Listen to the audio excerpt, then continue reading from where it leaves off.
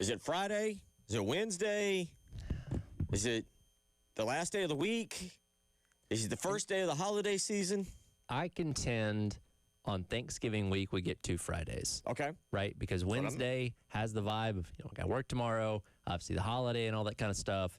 Go do that. And I don't know, a lot of people can have Black Friday off. We'll be back in here. But then you have Friday, and then boom, hey, weekend's here. Right. Tons of football. We'll have football on Friday. Like the Egg Bowl will be happening as we're talking this time 48 hours from now. So, yes, I contend that Thanksgiving week has 2 Fridays. Okay. And who knows, by the time, you know how those things go, we're going to have to be locked into the Egg Bowl more than ever because you know how news can slip out during a football game.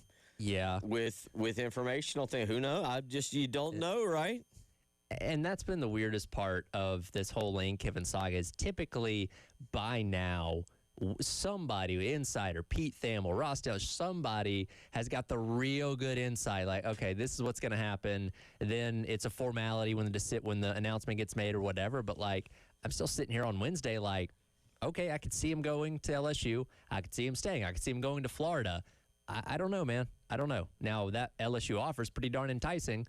And that's where I'm kind of leaning right now. But didn't we all switched on that? Where initially it was like, well, he's definitely not going to LSU. It's either Florida or Mississippi. But now it feels like he's not going to Florida. It's either Mississippi or LSU. That's what it kind of seems like. And look, I was in the camp. For one, staying at Ole Miss makes the most sense to me. Right. But now the further you get down, again, I've positioned it as, all right, you're married, right? You find out your wife starts dating another guy. And you're like, hey, stop dating that guy. And she's like, well, next week I'll give you a decision on who I'm choosing. That probably means she's not choosing you. More likely than not. If she's already interested in the other guy and still taking his offers, then she's probably going to choose him. Well, but it's like I told you with that, and again, that'll be something that we discuss throughout the day on Friday. It's something like I told you. I have now come to the belief that what is happening here is that Lane Kiffin has met with the president and the AD. Yes. The only two people that truly, truly matter right in this scenario with Mississippi. And he said, here's what's happening. And they went, okay. And he said, ignore everything about social media. Now, they got to take his word for it. Sure. They got to believe him. You use the wife analogy. I use the mafia analogy. You got to hope you got to hope that he's not setting you up to take you out in the back, put you in the front seat of the car, and he's sitting behind you, and you got a bullet to the back of the head. Yeah, got to be looking over your shoulder. Because again, he has the offer to like, hey, here's what we can give you if you stay. He's got to accept it. Right. Like he knows the numbers are known, everything is known. The consequences of everything is known. The pressure of everything is known. There's no hidden secrets here. He's been to LSU. We know he's been to LSU because of his daughter's boyfriend, Whit Weeks, and he's So it's not like he goes to LSU and he's like, oh wow, this is new. He's been around Florida. Yeah, he's been around these places. Sure. So I go back to they were vacationing there a couple weeks ago. So I go back to he knows everything there is to know. And it's why and I very well could be wrong on Monday or whenever this comes to fruition, I very well could be wrong. I think he has met with the president and AD, and that's all he needed to meet with at Mississippi, and he said, hey, y'all know me. I'm going to have a lot of fun with it. We're going to get a lot of publicity. Oh, yeah. And we're gonna have another great transfer portal haul, but I'm staying here. And he said, whatever you read, ignore. And he probably walked out of the room, and they probably high-fived and then looked at each other and was like, is he telling us the truth? Is he honest? And that's where they stand. And that is the mystique of Lane Kiffin, where he can look you dead in the eyes and tell you something, and you're like, is he being honest? Because I got a track record that tells me he may not be. Well, and that's their thing. And then on the flip side of that, LSU and Florida have got to be kind of going, okay, we got to be real careful here. We don't want to make a mistake and miss out. I mean, I don't know who is Lane Kiffin is option number one across the board. Is it Eli Drinkowitz? Now James Franklin's off. Not that I thought he was number 2 to begin with. Sure, but is Eli Drinkowitz number 2 on this list? And Missouri's putting together a package for him, at least as of yesterday. I've thought that like Jeff Brom might be kind of Okay, the option good one. at Florida. That's fine. But like we're hearing out of Florida, like, hey, here's some other candidates kind of in the mix. It really seems like LSU is putting all their eggs in the Kiffin basket, where if they miss on him, like, and yeah, John Summerall's in state, so they'd probably go after him. But it's like, I feel like there'll be a scramble in Baton Rouge. Like, oh, crap, we didn't get Kiffin, now what? We didn't intend to do this segment like this. I'm calling it now. I'm saying Lincoln Riley to LSU. Okay. All right, that's a wild card. I've heard that in the rumor mill. It feels like now's the time he looks around, kind of sees the hangman's noose. He's had as good a year as he could have at Southern Cal, but they still just got blown out by Oregon, and it just feels like I feel like he's looking at Southern Cal just kind of like, this isn't for me. Right. This is just not. Let me take that LSU job, because let's be honest, Southern Cal's very intense about their football. It's Sure. not that they're not. It's not that they're not trying to fund and promote their program. They're up there, but we agree they're not LSU when it comes to that. Right. Yeah, I agree.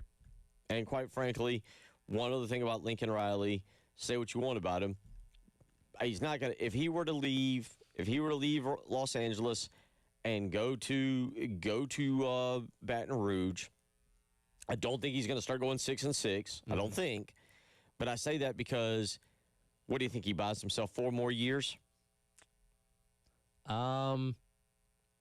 a long time in today's world. Because remember, he was 7-6 at Southern Cal last year. Yeah.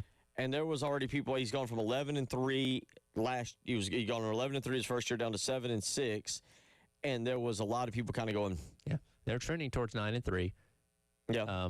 If they can beat UCLA this weekend, which they should. And again, they only got eliminated from playoff competition this past weekend. Well, and here's the other thing. I think I'm not sure he doesn't look at it and go like, well, 9-3 at Southern Cal, I'm eliminated. 9-3 at LSU, and I'm kind of in the conversation. That's true. Yeah, different. Yeah, you bring. Yeah. And again, I've heard this. I've heard it in the rumor mill. So you're not grabbing something out of thin air. There is validity to that possibly happening. I'll say this. I think LSU has something worked out. Okay. With somebody. And it might be Lane Kiffin. In case of emergency, break glass type of thing. I think the LSU deal done is because, as you just said, it's strange. Here we sit on a Wednesday, and yesterday we learned that Oklahoma State's going to hire Eric Morris, the North Texas coach. We learned Virginia Tech's hiring James Franklin, obviously. Yep. There's going to be other jobs that still need to be filled.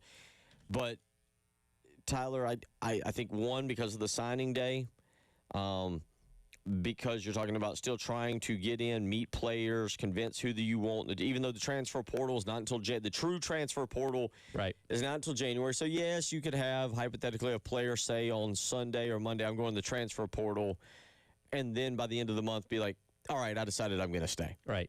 This didn't work quite in my favor, or I agree now with what the coach says.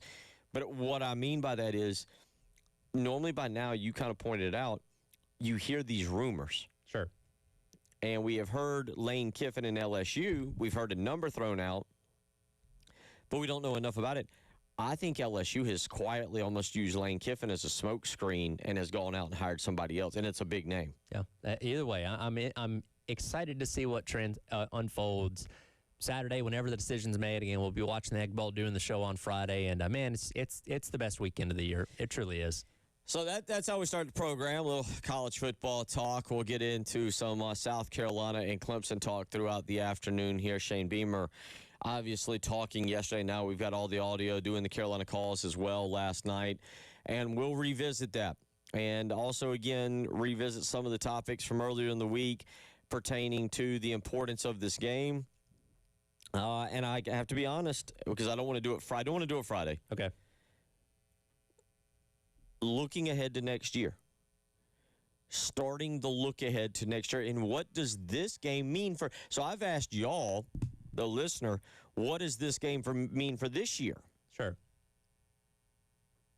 Well, there's no bowl game, and generally speaking, people now say, well, bowl games are irrelevant to the following year. Although I claim that's a little bit different now with the opportunity to play your redshirt players.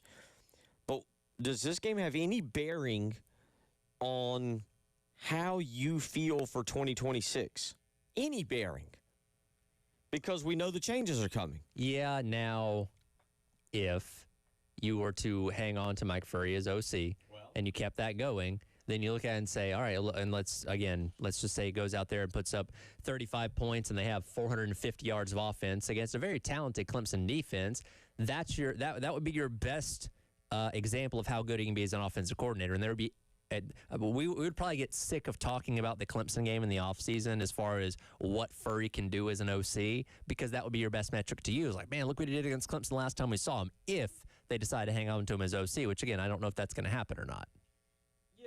Yeah, I guess. But that's, again, why I ask y'all. And, now let's transition the conversation to, does this have any bearing, meaning any importance at all on 2026? And you bring up the Mike Furry thing. And that, if you want to say, well, yeah, I want to see if Mike Furry, if he is indeed the guy or if what capacity. I put on Twitter the other day, here is what I see come. Okay, I've made one projection. I'm calling Lincoln Riley to LSU. All right. Let me make my second proclamation of the day. We're only into one segment. Go for it. Mike Furry will be co-OC next year. Okay, I don't think that's a wild, outlandish prediction. I don't know if he will be. Now, everybody will have to be on the same page, and I don't think that will be a problem. But I think you will see Shane Beamer name another offensive coordinator, maybe bring somebody in. If he doesn't give it to Furry completely, which I hadn't ruled out. But I think he will name Mike Furry co-OC. Now, here's the thing about that, and we are all used to that. That is a money title. Yes, it is. Because I don't think they want to lose Mike Furry. That doesn't mean Mike Furry's calling plays. No, but he would have, because he's the pass game coordinator. Right. So theoretically, you have even more input into the entirety of the offense as the co-OC. And again, it would, in that case, probably be somebody else calling plays. But it's like, all right, well, Furry, assuming based off what he's done in the final 3 games, earn the opportunity to not only continue to develop your wide receivers, which he's done a really good job of, but also have more input on the offense than he had. You giving him that title, it doesn't have to mean, again, that he's the one doing the grunt work, the bulk work, and calling the plays. But I don't think you want to lose him. And so I see the scenario of Mike Furry being co-OC, whereas now Shane Bieber goes to the board and says, well, he's co-OC. Yep. He needs another, I don't know what the number is, 200,000. Another 250 because we don't want to lose him. Yeah, it'd be a little bump. And now you've got to pay him. And also, it rewards him for, I don't know, whatever Saturday's going to turn out, but we'll say either job fairly well done, job well done, whatever. And you're like, I'm not demoting you, even though. Sure, because you want to keep him. Mm-hmm. And look, there's probably a lot of other places, I think we talked about this yesterday, that would look at what he's done and say, hey, come be our OC. We'll pay you. Like, he'll probably have some offers to entertain outside of here, so you do want to make sure he stays. So that's prediction number 2. We've only played one segment here, and I am off and running. You can tell where it's going to be. We're going to talk a lot of Thanksgiving today, Thanksgiving Day sides. I hope you are prepared for that. Obviously, and we'll get back into the game as well. If you want to be a part of anything, 803-404-6100. That's how you can weigh in. We'll talk a little basketball as well because, my goodness, basketball has been absolutely phenomenal. Last night was as close as we get in November to the NCAA tournament, and it was glorious. Yeah. Blowout. There was some blowouts, but there was some really good games, too. 803-404-6100. You're listening to The Halftime Show.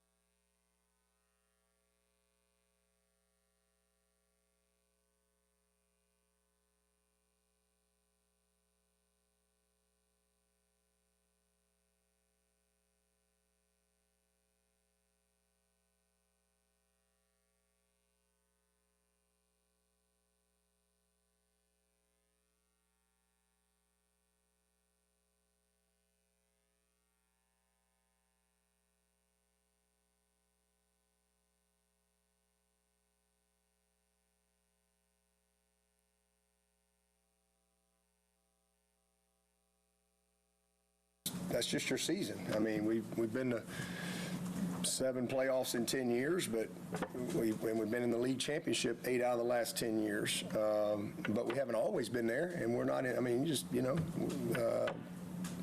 last time we were down there, we weren't going to the championship, but we were looking forward to a bowl game, and we had a great bowl game against, what was it, 23, was that Kentucky? That was a lot of fun. 21, we didn't go to the championship. We played Iowa State in the Cheez-It Bowl. That's one of the funnest bowls I've been a part of. We had a ball, had a great time. It was a fun win. So no, I mean, it doesn't matter if you're in the playoff, if you're in the ACC championship game, whatever. It's all about this game. I mean, it really is. And I hope that doesn't get lost as football changes and evolves, and that's actually something that you worry about a little bit. Games like this being affected, the more things expand, and all of a sudden you've got a big game next week, or that's instead of a championship game, it's the first round of the playoffs, which is what you see in the NFL, right? And you got all of a sudden you don't play your starters or whatever. And, I hope that doesn't get lost down the road, but who knows? But for me, it's never been about, well, we're in the championship next week or we're going to the playoff. It's about this game.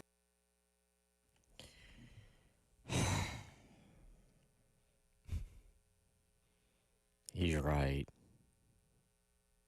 Yeah? He's right.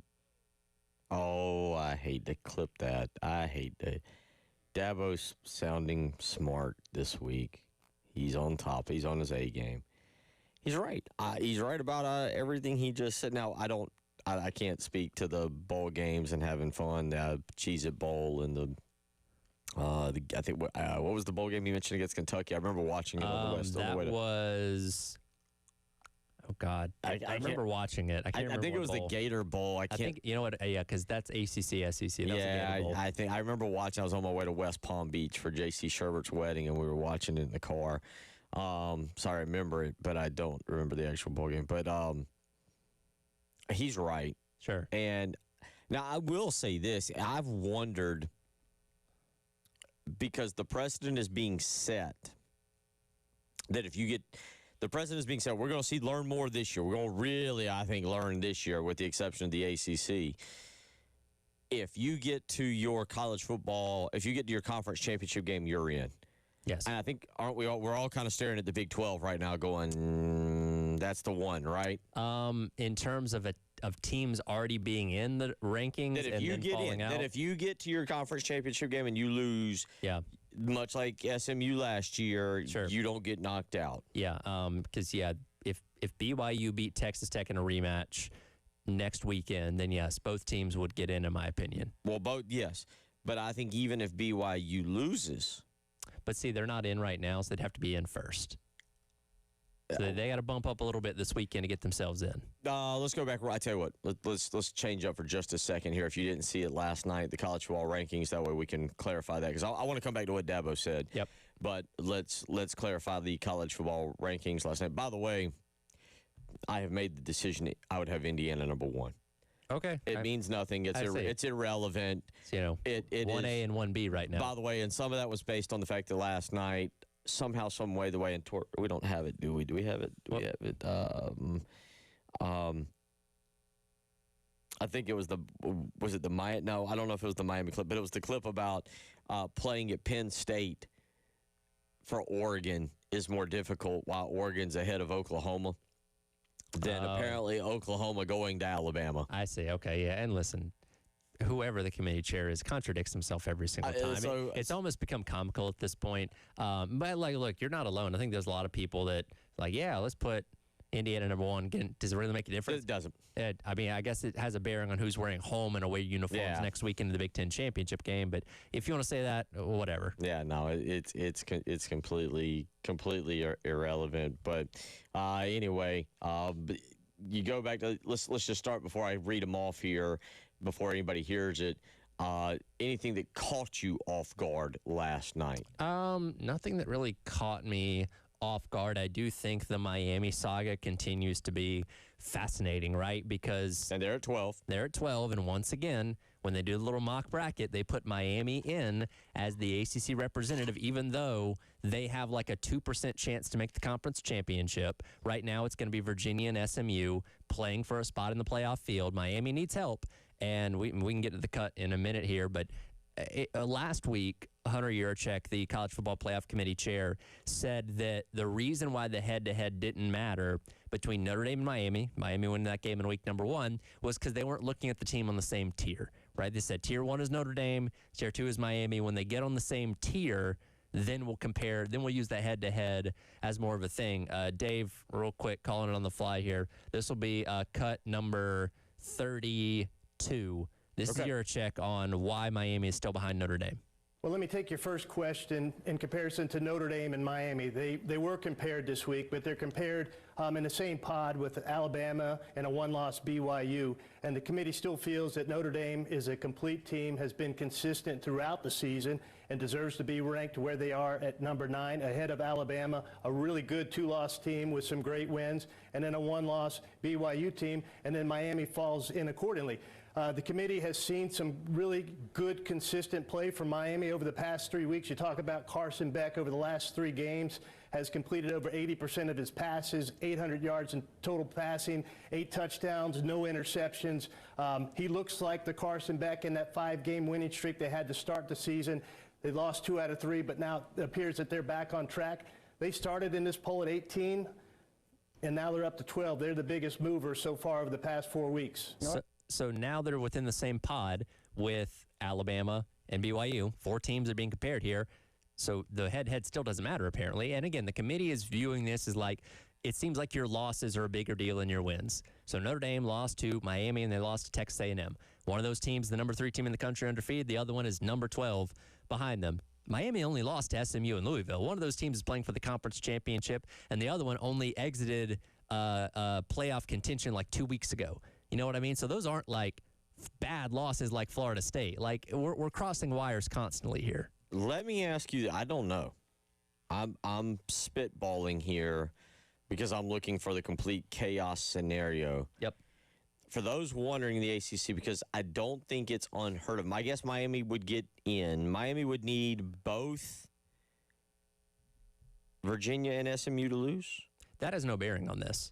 Honestly, I don't know. I can't remember the exact pathway, but exactly, I don't know. It's like 4 or 5 different things have to happen because they don't hold the tiebreaker over SMU.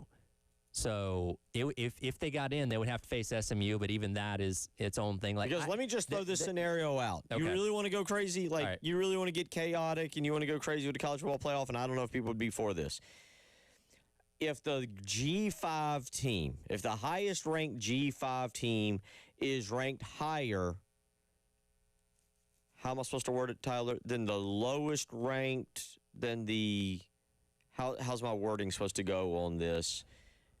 If they are ranked higher than the lowest ranked conference champion, am I wording that right? Yes. So did that make sense? I know what I'm saying. I'm not be crazy. I just don't know how to word it properly. The playoff takes the 5 highest ranked conference champions. We assume that means the Power 4 and the highest ranked G5. However, there is a scenario where you can have an ACC champion be ranked low enough. The highest 4. Now, Duke was one of those teams that could have had a pathway to make that happen. They've lost, and that's not going to happen now. But, yes, you're not wrong. By the way, I looked it up. Miami's best chance to make the championship game is UVA, Duke, and SMU all losing. If all 3 of those teams lose this weekend, they can make it. Now, there's a lot more complicated tiebreakers, but that's the easiest path. Let me just say this, because here's where I'm going with this. Virginia's 18th in this ranking. Tulane's 24. 24 is Tulane. Yes. SMU is 21. Yes. Now, Virginia is going to play at home at 7 o'clock against Virginia Tech. Yes. It's a rivalry game. Virginia is an 8.5-point favorite. Do they probably lose? No, but rivalry game, night game. Sure. Virginia Tech playing for James Franklin now, or I don't know, whatever you want to label it for, whatever. I can't rule that out. SMU, Tyler, goes on the road to California, who Yes. just fired their coach. Yes. California's got a quarterback who can make some things happen if you're not paying attention. Sure. SMU's also a 13.5-point favorite, but that's an 8 o'clock game. Can't rule those two out. And Tulane, by the way, plays Charlotte. Yep. Is your head hurting yet out there? A little bit. Because there's so much going on with the college football playoff. We went down a path there. We'll get back into South Carolina and Clemson when we come back. You're listening to the Halftime Show.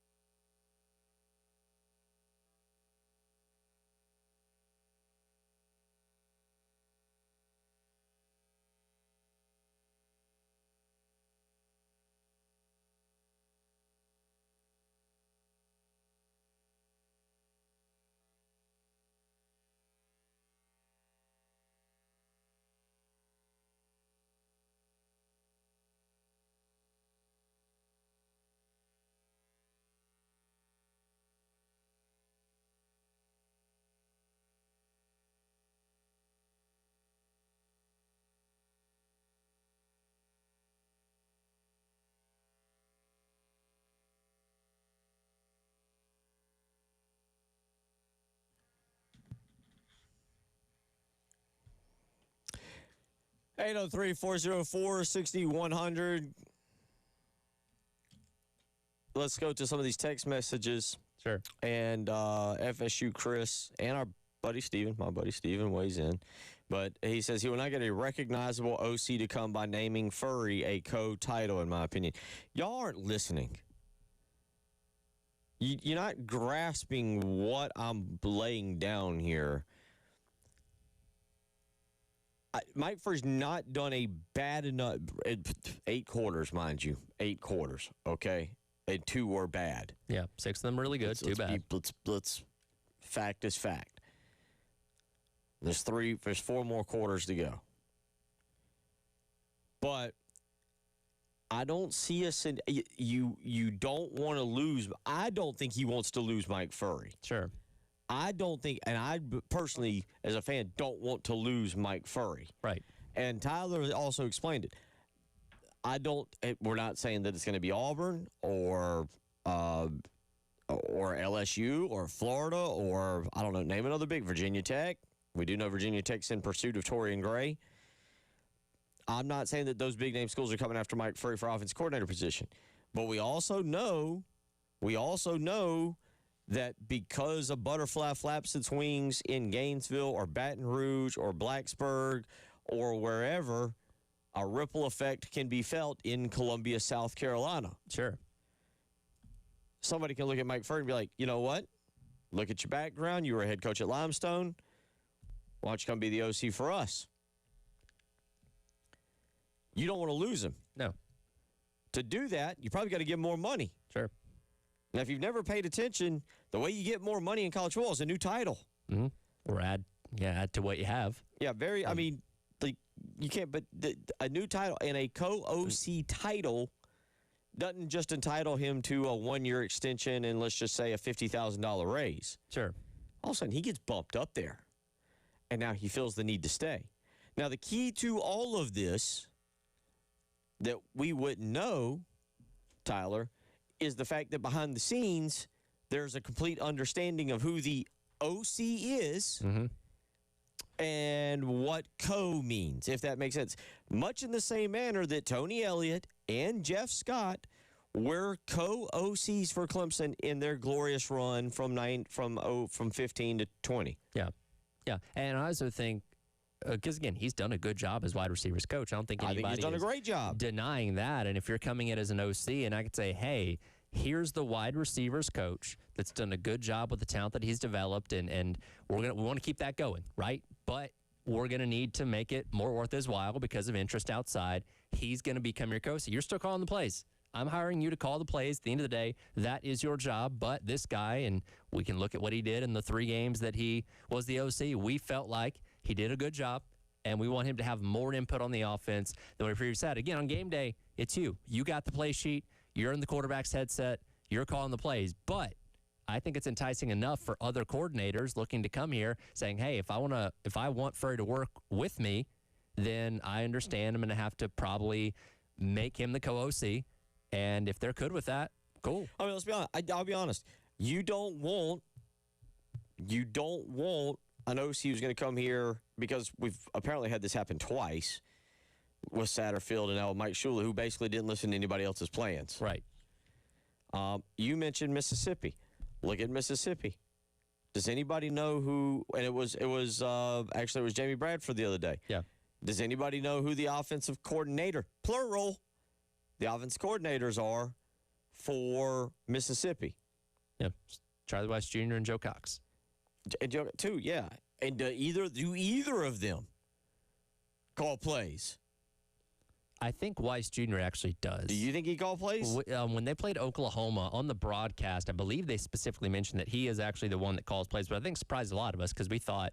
Well, because what was the game that Lane Kiffin called to play down around the goal line where he put the 2 quarterbacks in, and he visibly on the sideline was seen saying, "That's my fault. That's my bad play call. That's my fault." Like I think he visibly right. I think that might have been his. That's where we learned. Because, again, typically when you have an offensive-minded head coach, like Sark calls the plays at Texas, right? Everybody knows that. And I think we just assumed that was the case with Lane at Ole Miss, but apparently not. Charlie Weiss Jr. calls the plays. But Joe Cox is a major consultant in the game plan. And, look, every position coach has an input. But when you put a co-OC title on someone, that gives them more power, more input, more reign over what's going to happen on Saturdays. It doesn't. It's not. And by the way, for those of you wondering, Mississippi's coaching staff is wild. Joe Cox is the assistant. They're all assistant coaches according to this. Joe Cox is the co-offensive coordinator and tight ends coach. Yep. Okay, so you got co-offensive coordinator and tight ends coach. George McDonald is the wide receivers coach and the passing game coordinator. Mm-hmm. The quarterbacks coach, who doesn't have any other titles, is Joe Judge in this situation. Yep. You mentioned Charlie Weiss Jr.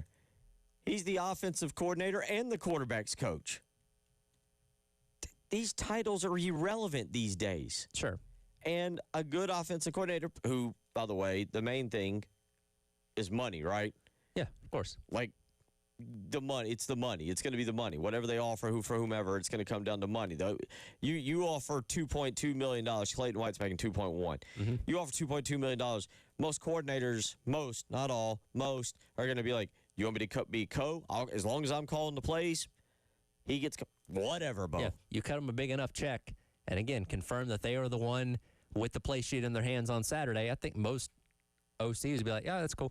So that's where I'm going with that. That's why you do that at that point in time. Another texter said, the coordinator speaking today. They yes. just spoke, actually. Just spoke. I'm currently working on that. I will say this. I've read on thebigspur.com what they had to say. This is the most intriguing. I find two things slightly intriguing. One, and I love Clayton White, like genuinely don't want to lose Clayton White and love Clayton White. But this is not what you want to say when we've made fun of a kind of a narrative that maybe they worry too much about practice players and not guys that Clayton White said Sean Murphy is one of their better practice players. And I'm just like, that's not okay. All right. Season like this, we don't want to hear about practice. The most important thing that came out of the day, Joe DeCamillis was asked if you need a kicker that can hit from 52 or 53 yards. And Joe DeCamillis said, he goes, I think so. I don't know how many times we have lined up for it, but, and I do think this is interesting because I've wondered, he says, I do think Max Kelly, I think we have that chance in him. He's on the right track. So okay, that's good. All right, so there's a little special team. So that's the majority. And Mike Free did speak today, and at least according to what I'm reading on thebigspur.com, there's nothing worth really discussing or bringing it up. We were intrigued because that was his first time talking last week as the OCs, and obviously coming off of the collapse against A&M. Again, did a great job on Saturday. Coastal, I don't know how much you can glean from that. Okay. All right. Texter Warren in Aiken says, football Saturday, I will sit in approximately same seats me and HD sat in for the 56-20 win in 1975. Good job. Okay.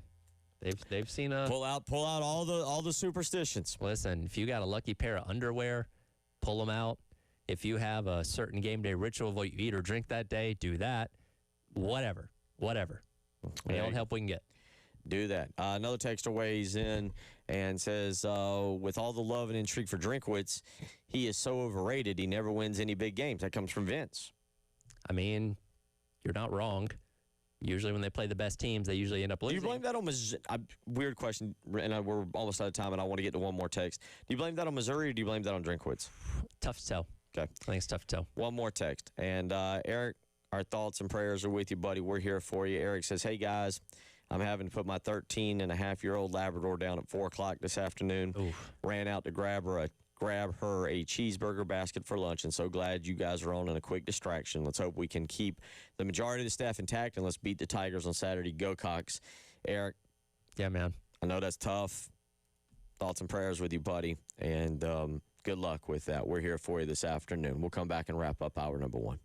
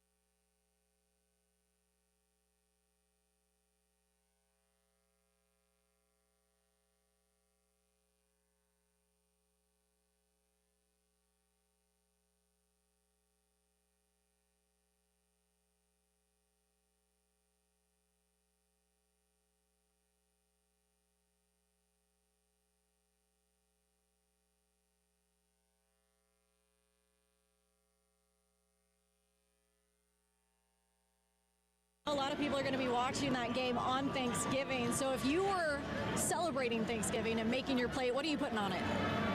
Oh, I always make the gravy, and I do make great gravy.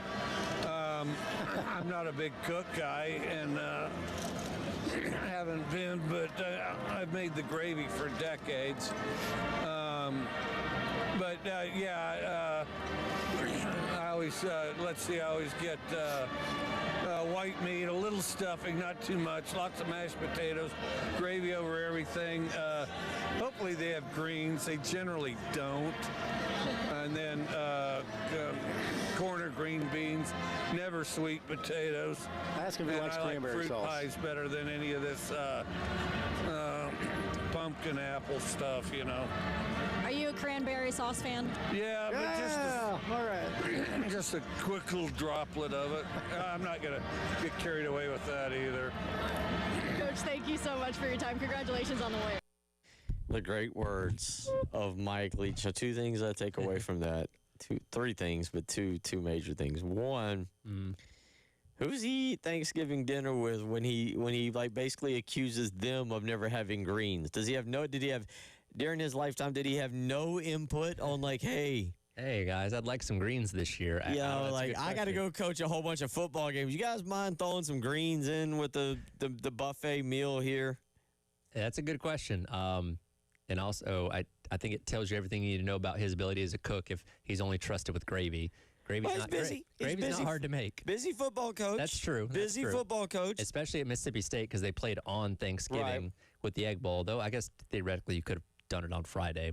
But man, yeah, any holiday, there's always a Mike Leach clip out there with his take on things. So the other thing that I took away now, 803-404-6100. I want to know. I've not thought about this until I just listened to that Mike Leach clip.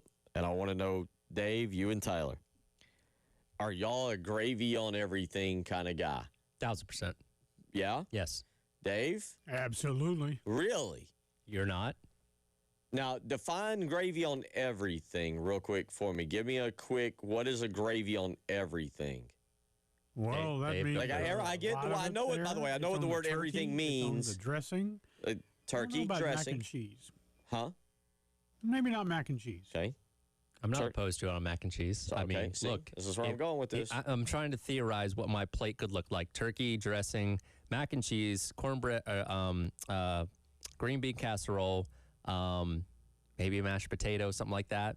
There's nothing on there I don't want gravy on. Real. So, Yeah. Dave, no mac and cheese, no gravy on the mac and cheese, but everything else, green beans, everything, huh? Well, I don't like the green bean casserole myself, so I don't never get it. Okay, but is there a casserole that you go to? No, don't like You're casserole. not a casserole guy. Unless it's mac and cheese. That's not really I don't casserole, think though. that's a casserole. different. Yeah, I think you're making up your own rules as we go along. But I think that the proper way is you just take the little ladle and do a little circle around everything and soak it all. No, okay. The answer to your question then is no. And I hadn't thought about that until he said it. Gravy on some turkey, okay. Gravy on mashed potatoes, yep, all right. The stuffing is hit or miss, I'll admit. Like, I can, stuffing, dressing, whichever one, doesn't matter. It does matter. Well, no, it doesn't matter to me. I'm good with both. Well, there's a clear distinction. There's a between the distinction. two. I'm yes. just very making sure we're not interchanging these things. Very rarely do we have. Very rarely at the Gunner household do we have both. And that's what I'm saying. Like, it can be one or the other. Just let's have one or the. I'm okay wherever you want to go. I don't stand at the door of the kitchen demanding one or the other. Just let's have one. Yeah. To me, they're both delicious. To me, honestly, yeah, they're not the same, but they are the same to me, if you will, if that makes any sense at all. They're like cousins. Yeah. Yeah. Yeah. Okay. Good analogy. But after that, no, I don't. I've never. Now, I will admit tomorrow, I don't know if we're having green beans or not. For some reason, my grandmother is hung on lima beans. Like, we do lima beans. Any meal that she cooks has lima. I don't know if she has stock in the lima bean company. It's like health benefits to that or I something? don't know what the deal is.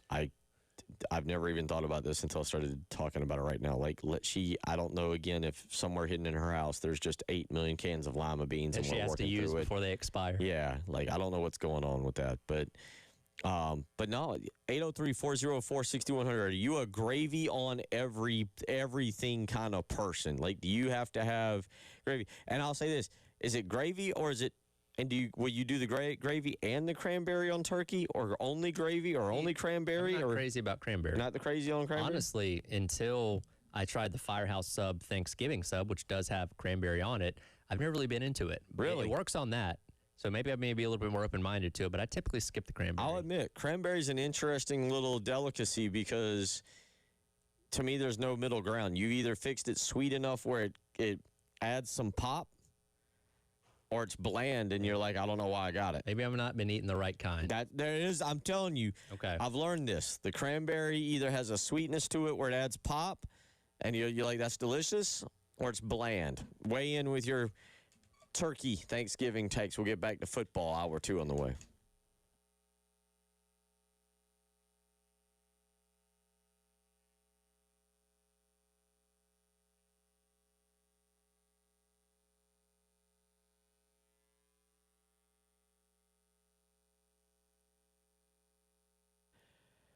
Bill Gunner for Mid-State Roofing, where for over 30 years they've been the leader in the roofing and waterproofing industry, and it's that proven history, that history right there that tells you that their team is going to get the job done in a safe, a timely, and a pleasing manner for you and your operation. Now, that operation might be your home. That's pretty important.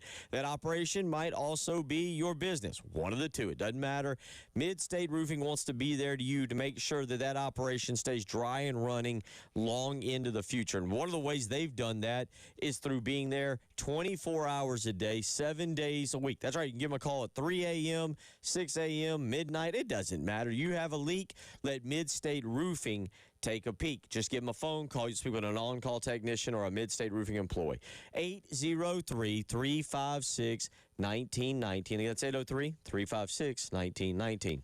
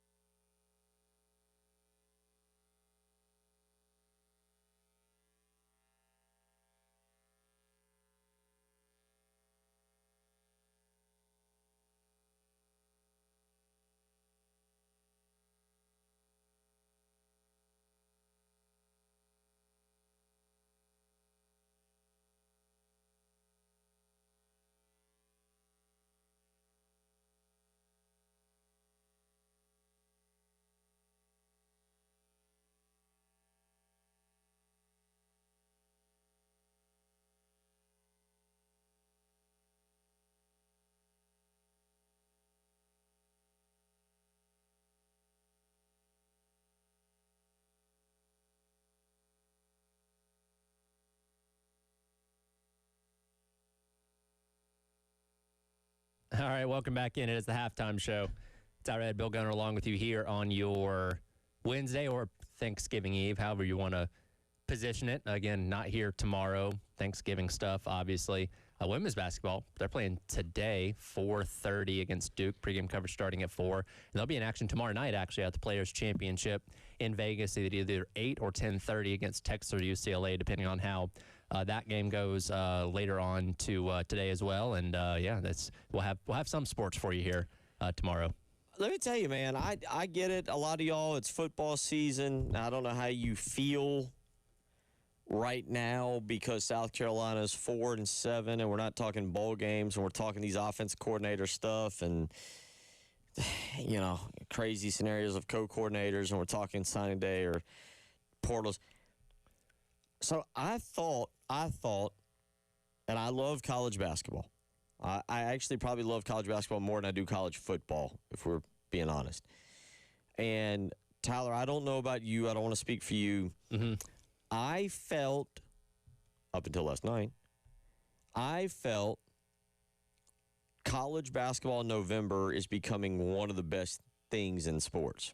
Well, you have a sport that's structured where it doesn't discourage you from scheduling big matchups. Right? Like football is unfortunately going the other way where you're trying your hardest to try and pad your schedule with as many easy teams to make your resume as good as it can for the committee with fewer losses, where basketball is the opposite, where you do also have to impress a committee come March. But, I mean, you look at like in Michigan playing Auburn. Well, guess what? That's going to be a really good win, more likely than not, from Michigan. And, look, I don't think anybody has any concerns about them getting into the field, but you talk about seeding and all that kind of stuff, that helps you out tremendously. So it's encouraged. And again, we got these tournaments and invitationals and stuff going on all day long. We're watching things at Maui and down at Disney, and men's basketball played in a ballroom in West Virginia the other day. Like it's weird, it's odd, but it's great. You know what I mean? It's the best part of what makes college basketball special. We are getting great games. Houston, Tennessee yesterday was absolutely phenomenal, and you've gotten several of these games lately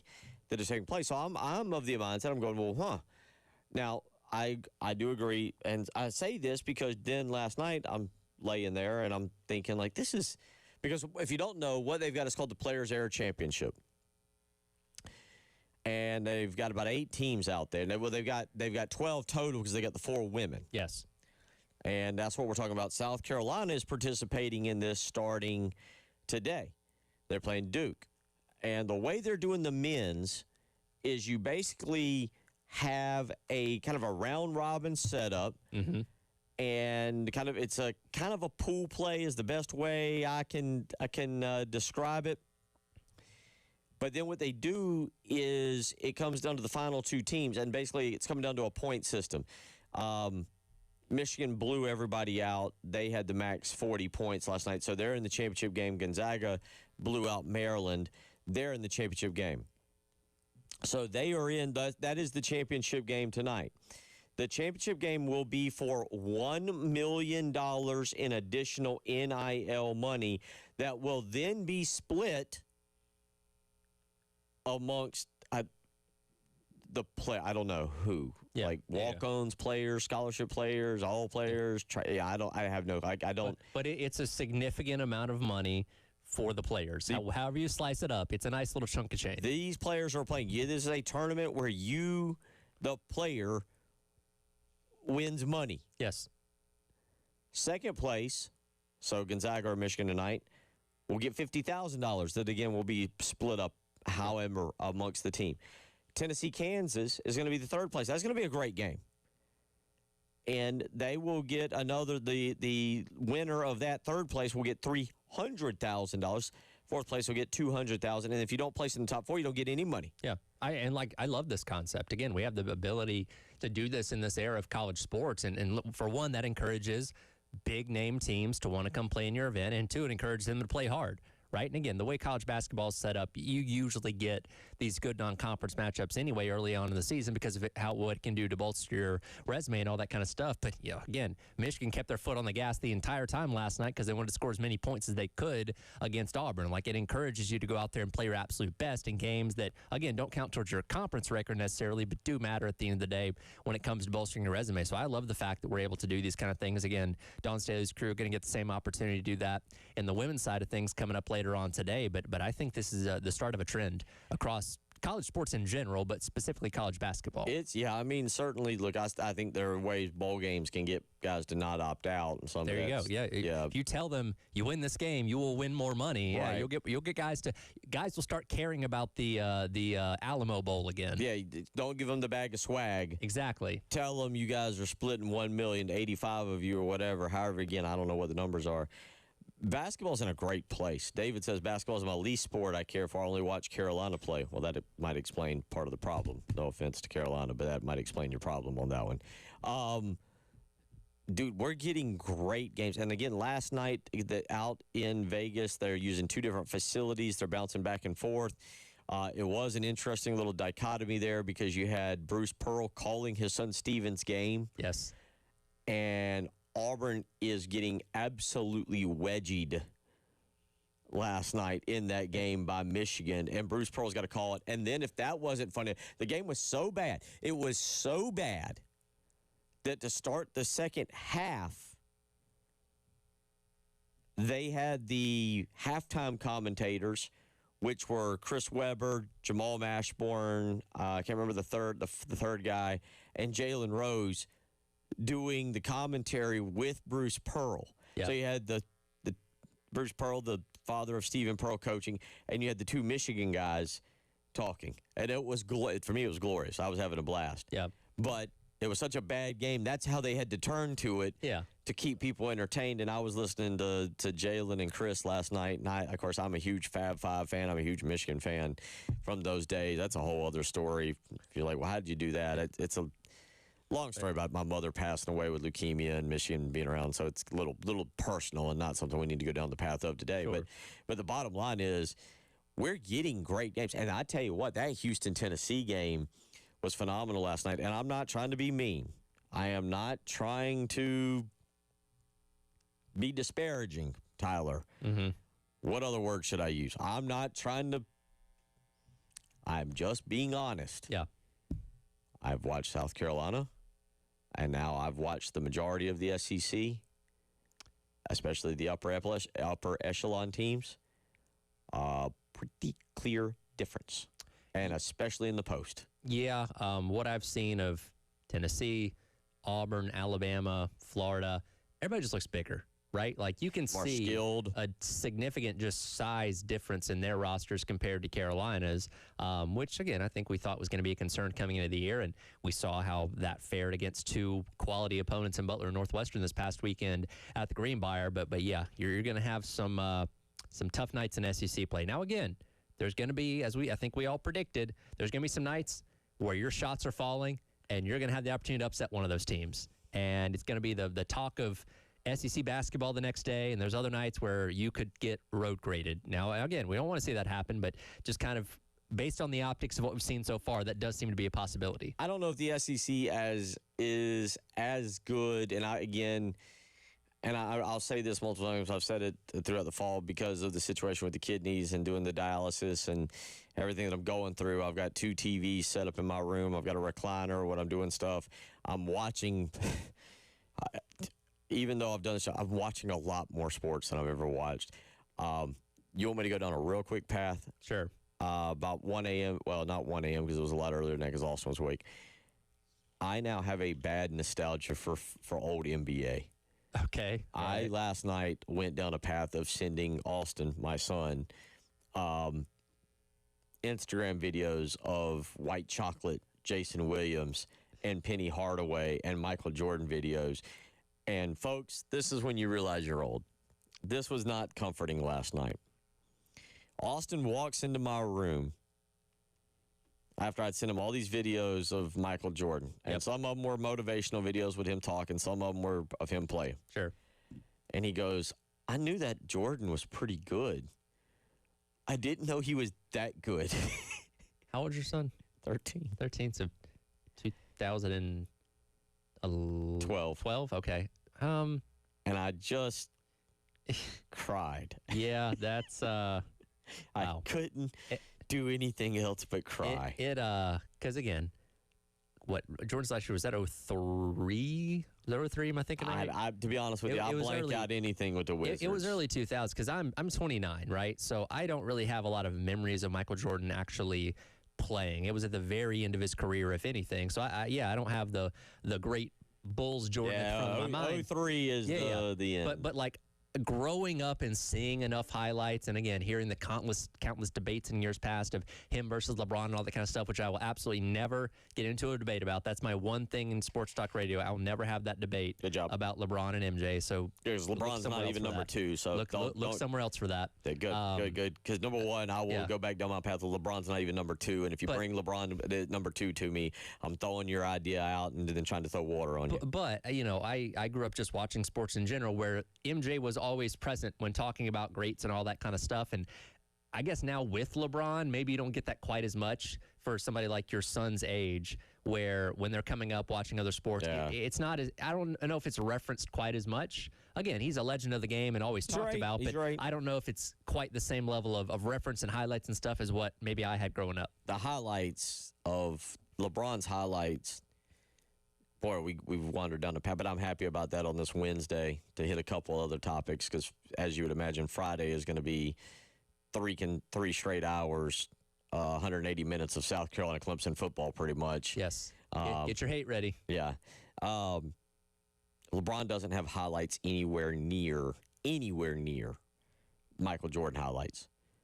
Now, that doesn't mean much because I can also dig up some J.R. Ryder highlights and Sean Kemp highlights, by the way, I went down a path. Yeah. And I'm sending videos to my Instagram videos last night. Jason Williams, White Chocolate, I always have to decipher just in case you're thinking of, I'm talking about the post player who shot. He's a phenomenal storyteller. I don't know if you hear him on podcasts. Last night I was listening to him. He's a real good storyteller.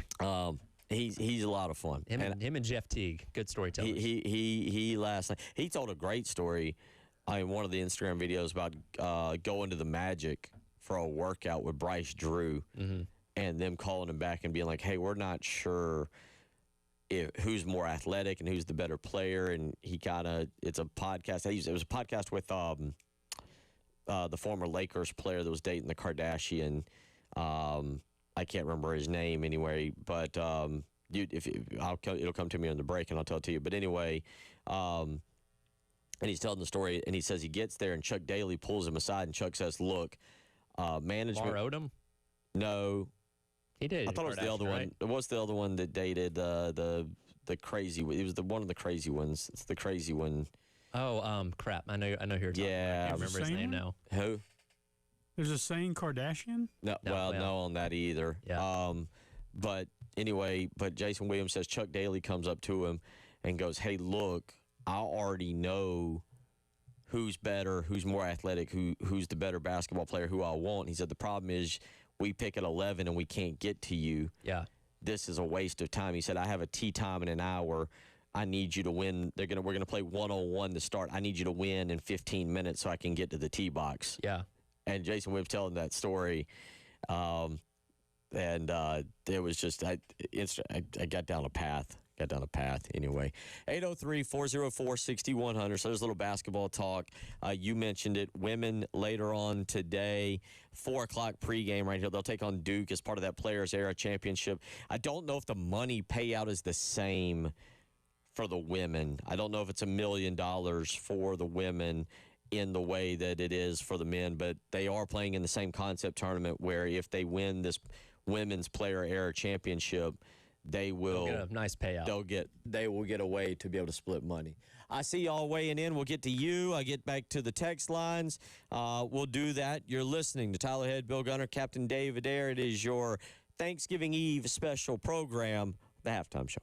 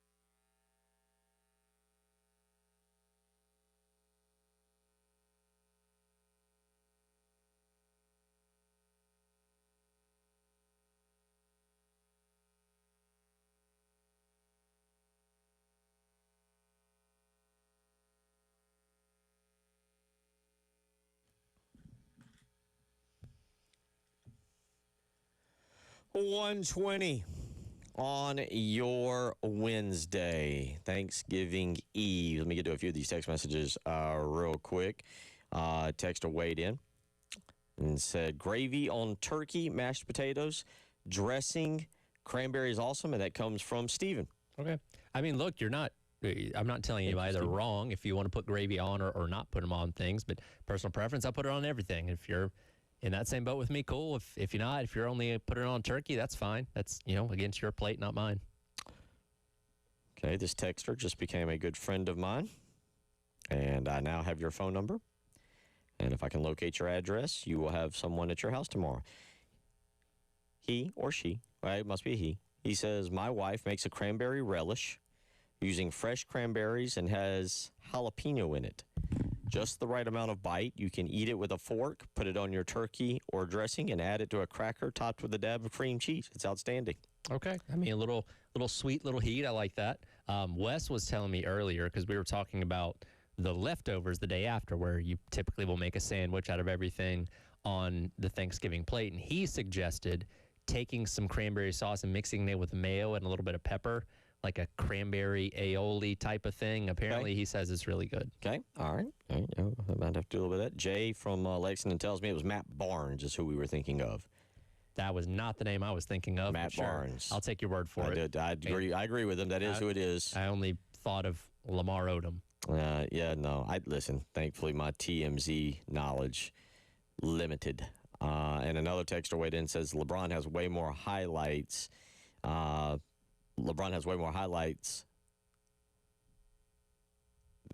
LeBron. All those nice layups that MJ's doing back in the day. Regular NBA players doing these layups. This is how that debate gets started, and I'm just going to back away from it right now. Sorry, texter. You couldn't be more wrong. And the fact that you even think LeBron is the second best player ever to play the game, I'm sorry. See, this is how it happens every single time. Bad way for you to spend Thanksgiving. You need some basketball in your life. Kobe Bryant's number 2. Should I call Stephen A. Smith? Kobe Bryant. He's the expert on this, if right? If you even dare bring LeBron to me as number 2, I'd dismiss you instantly. How does your son think LeBron's number 1? He doesn't. He defers to me because because I do have. Listen, real quick, I'll get to the phone lines. I see Rocky in there. One thing I'll take credit for in my life, because I was the first one to write the article. Okay. I was the first one. It's like on the internet, so it's got to be true. Number one, and B, you have to dig for it. I discovered Joel Embiid. I don't care what anybody who says that they brought him over from wherever he was at and put him in whatever school. I saw Joel Embiid first. I wrote an article about him first on 24/7 Sports. He was in a back gym in Atlanta. He only had an offer from Stetson in southern Mississippi, and I saw him play, and I wrote an article. Now, what happened after that might have been all his doing. Now, have you spoken to him about this? Joel Embiid? Yeah. I haven't spoken to Joel Embiid in 15 years. 14 years, whatever year that was. We need you guys to meet back up so you can be like, hey man. Now, if it wasn't for me, Joel Embiid nobody would know who he is. He'd have just been some 6'11" dude, 7-footer. I'd put that in my Twitter bio if I were you. In the back of there's an art. I legitimately there's a 24/7 Sports article that's out there. That's not me making something up. Now, how much truth there is to it after I saw him. Don't let the truth get in the way of a good story. It's on the internet. It's got to be true. That's right. 803-404-6100. All right, Rocky, what you got? Some college basketball. I like talking some college basketball. What's on your mind this afternoon? Hey, guys, and by the way, happy Thanksgiving to you, okay? Happy Thanksgiving. And on the Thanksgiving thing, I put gravy on everything. Oh. Everything. Okay. Everything. If whatever... Mix it all together. If it's good gravy, just put it on everything that's on the plate. Okay, that's fair. The way at least that's the way I go. But this is not pushback, Bill. But you were talking about how you love November basketball and college basketball, and that's what I'm calling. And I played the game, but when now watching the game, I just can't get into it until January when the conference schedule starts. I know they play all these games and all that kind of stuff, and I mean, so I just start thinking how much. So I don't watch it that much. I mean, think about it. I mean, Miami and Notre Dame played the first game of the season this year, football, and Miami beat Notre Dame. And now who are we talking about more? Notre Dame. Because so I want to wait a little later. This is not so much of a pushback with you, Bill, about November basketball and these big matchups, whether it be Kentucky and Duke or anybody else. I don't put a lot of stock in it. I know they're big wins, but I think everything comes to pass later.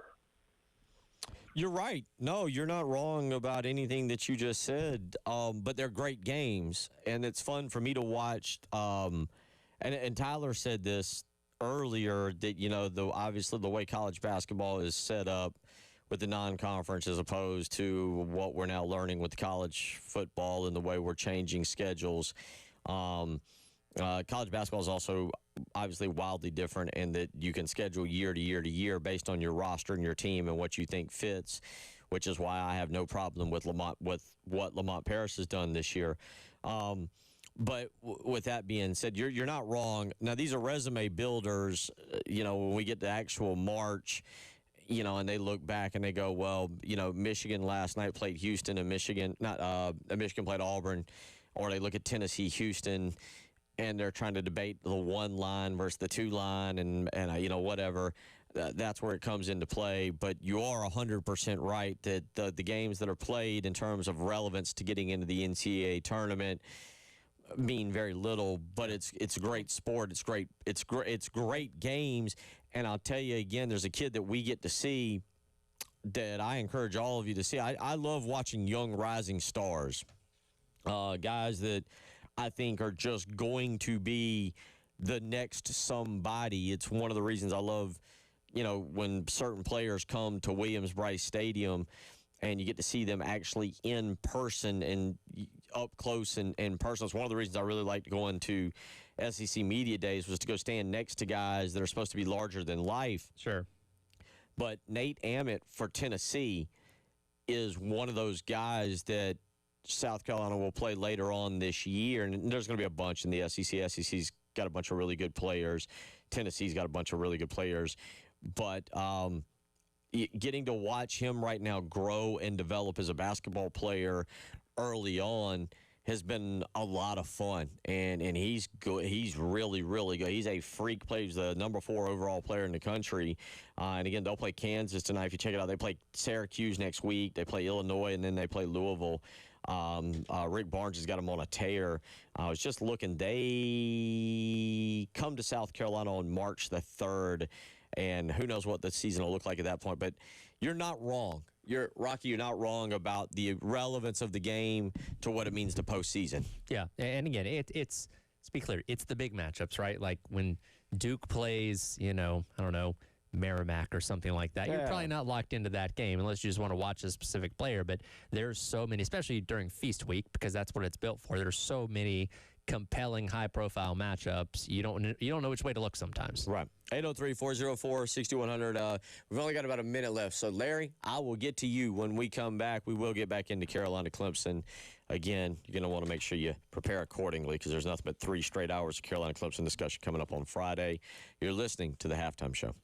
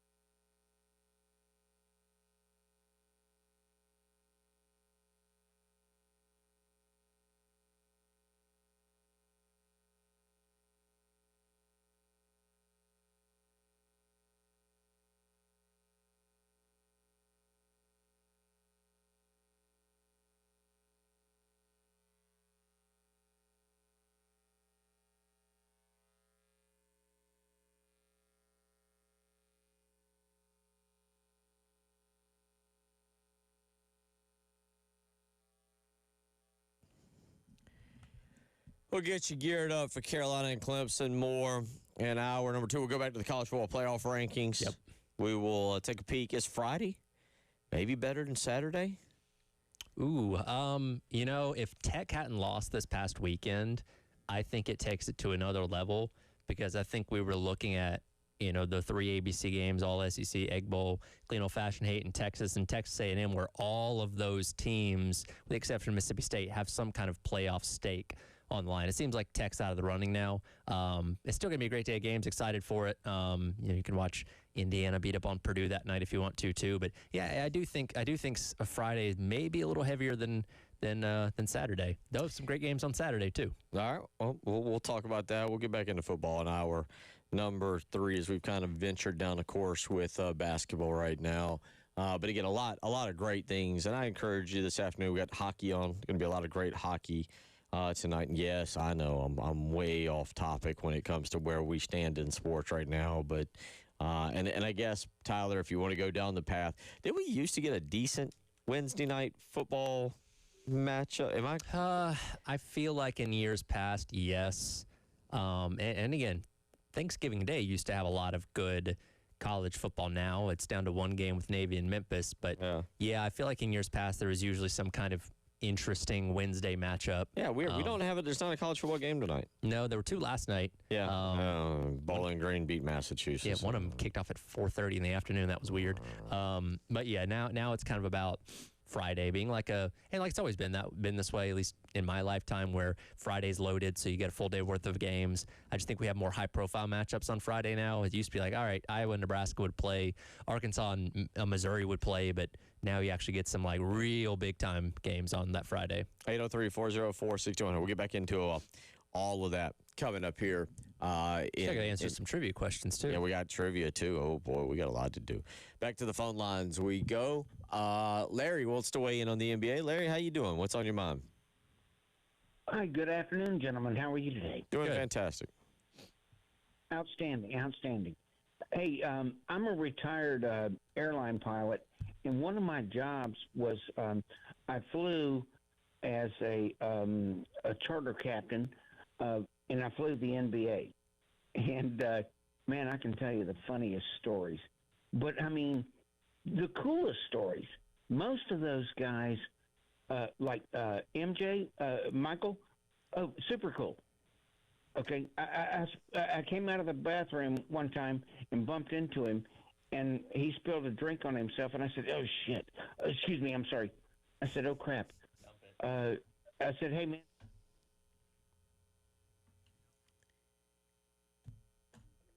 No. Go ahead. Did we lose him? I meant dump what he said, not dump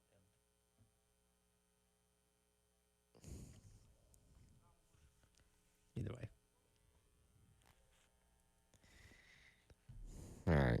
803-404-6100. How you can wait. Just call back. Just don't cuss on us, I guess. Don't do that. 803-404-6100. How you can weigh in. Back to football. Let's go to the weekend for a minute here. So you mentioned it.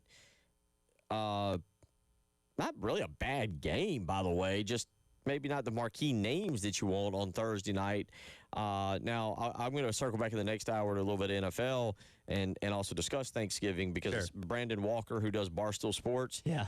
Did you see his podcast about Thanksgiving? No, I did not. About when he eats and everything? No. Gotta admit, kind of a life changer. Okay. I'm intrigued. I mean, granted, most of us it would make sense, but a little bit of a life changer. But Thursday night, Navy and Memphis. Memphis 3.5-point favorite. That's our Thursday night college football game. Yeah, it is. And again, the Egg Bowl used to be played on Thanksgiving, which I loved, but now not the case anymore. And Navy's still alive in the American, by the way.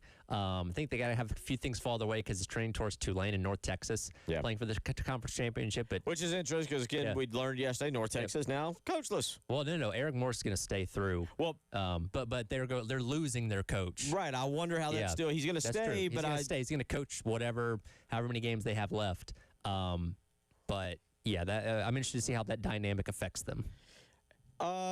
Going to Saturday, this is dumb. This is dumb. This is stupid.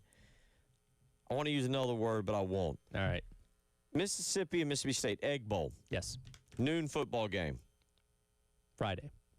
Friday, I'm sorry. Yeah. Perfect for us, right? Yep. Sure. We're thrilled with it. Yeah. Don't make them play at 11 a.m. local time. Yeah. Come on. Yeah, I feel like that's unfair. That's unfair. It Nobody is. should have to do it. Utah, Nebraska, Utah, Kansas play. Iowa plays Nebraska. These are all going to be, you are smart enough. You can do time zones. But that Ole Miss, Mississippi State game, why? Like, that's unfair to the people that are going to, in my opinion. Yeah, I think there's an element of it when they scheduled this. I forget what times these kickoff were announced, where you just kind of anticipated Mississippi State was going to be very good, and then Ole Miss would probably blow them out. Now, again, they're better than we thought they were. But I think in terms of, like, compelling matchups, I think they kind of went in order. All right, Egg Bowl, clean old-fashioned hate, Texas A&M is the way they staggered it if they were going to have those games on Friday. But, yeah, that's you're not going to have the usual juice, I feel like, for an 11 a.m. local kick. It's just do something well for the fans. Yeah. Like, you and I are thrilled with it. Sure. Oh, we're going to watch it. Let's be very clear. Yeah. I'm not complaining. You and I are going to come in here and flip on the television. We're going to see if Lane Kiffin's going to put on a hat at the end of the game to indicate where he's going. It may be the color of Gatorade he gets dumped on him, purple or blue. I don't know. Have the hat ceremony at midfield after the game. But so Friday, early kicks: Mississippi State, Utah, number 13 in the country, Kansas, Iowa, Nebraska, which is actually kind of turned into a neat little Thanksgiving weekend kind of game. It's always cold. There's sometimes snow. It's almost like a old school. It's going to be about 13-12 is the final score. Somebody had to kick field goals, and that's your early slate. You go to the 3:30 slate. We'll be wrapping up the show here. There's your clean old-fashioned hate. This is also dumb. I don't get it. You're the guy. You can kind of explain it. Georgia Tech should actually be a good game. But they're going to play in Mercedes-Benz Stadium, even though it's a home game for Georgia Tech. Yeah, so they have that deal where they put one home game there every single year, and they chose this one for some reason, which I think they're probably going to end up being outnumbered by Georgia fans, which probably isn't smart. But, look, I'm always pro-home environment. And, again, I hate Tech with every fiber of my being, but the Flats is a cool place. Bobby Dodd's a neat place. And, I love to see when the game happens there, a place that Georgia hasn't lost at since 1999, by the way. But, yeah, it's just another soulless NFL stadium. Well, we don't have a stadium in this state that, let's be honest, it would make zero sense to go to, say, Charlotte and do a football game for South Carolina Clemson. Again, what are we doing here? Georgia Tech at 3:30, San Diego State, New Mexico. You mentioned North Texas. How do they respond? Now, again, Eric Marsh is staying. Yeah. But how do they respond now to the news? Because let's be honest, how does this work these days? Who are players thinking about? North Texas or me? Yeah, myself. Like, hey, am I going with him to Oklahoma State? Do I need to start looking elsewhere? Like, what's the plan at head coach next year? Yeah, you start thinking about those things. They take on Temple. They're a 20.5-point favorite at 3:30. And then the night games on Friday, yeah, poor Purdue. I'm sorry. Sorry to our good buddy Kevin, it's not going to go well. Feel bad. But number 2, Indiana, 28.5-point favorite against Purdue on NBC. Number 25, Arizona, and number 25, Arizona State. I don't know why. I like the fact that there's 2 ranked teams. Like, it's just something about Arizona I always kind of enjoy. I'm glad they're ranked. Arizona State is still trying to get by without the quarterback, Sam Leavitt. But that's a ranked game at 9 o'clock. And then the marquee one, the big one at 7:30 on ABC, A&M makes their first appearance back in Austin since 11 or 10. Was the last game of the original rivalry, was that in Austin? I think it was. I want to say the last game originally was in A&M. Okay, so 2010. I think. Memory escapes me. I mean, these 2010 days. will be the last time. But, yeah, I love that game getting reignited last year and excited for it Friday. 803-404-6100. That's how you can weigh in if you want to do so. You're listening to the Halftime Show.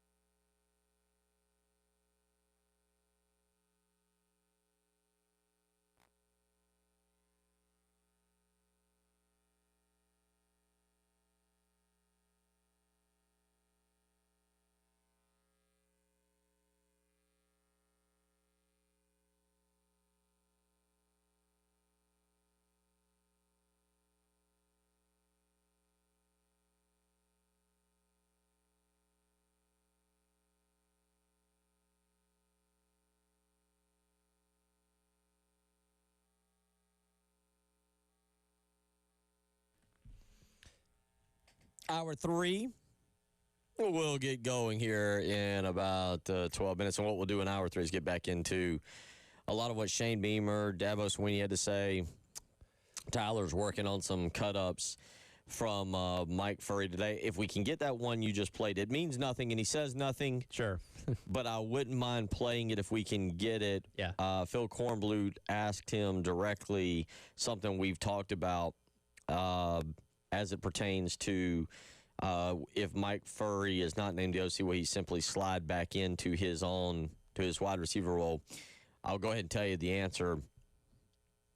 He doesn't answer. He answers without answering, if you will. Very good, politically correct, non-answer answer. It was a good coach answer. But I do want to play that if we can get that audio in the next hour so you can just hear how he addresses that question. But we'll get to all that and get back into the game itself. And then obviously Friday, 3 hours of just nonstop, nothing but South Carolina Clemson talk, just 3 hours. That's all we're going to do. 803-404-6100. So the Palmetto Bowl, the Palmetto Trophy. I've never thought about this, but sure, whatever. All right, bland. Used to be the Hardee's Trophy. I have heard about the Hardee's Trophy thing. Used to be the Hardee's Trophy. Now it's just the Palmetto Trophy. And actually, I think the trophy looks better, by the way. No offense. So the Palmetto Trophy, I believe, came in like 44 on my list. It was kind of right 44? There in the middle. I thought, it's unique. It's a tree. Solid and a little different. No, I like it. And just like a good trophy.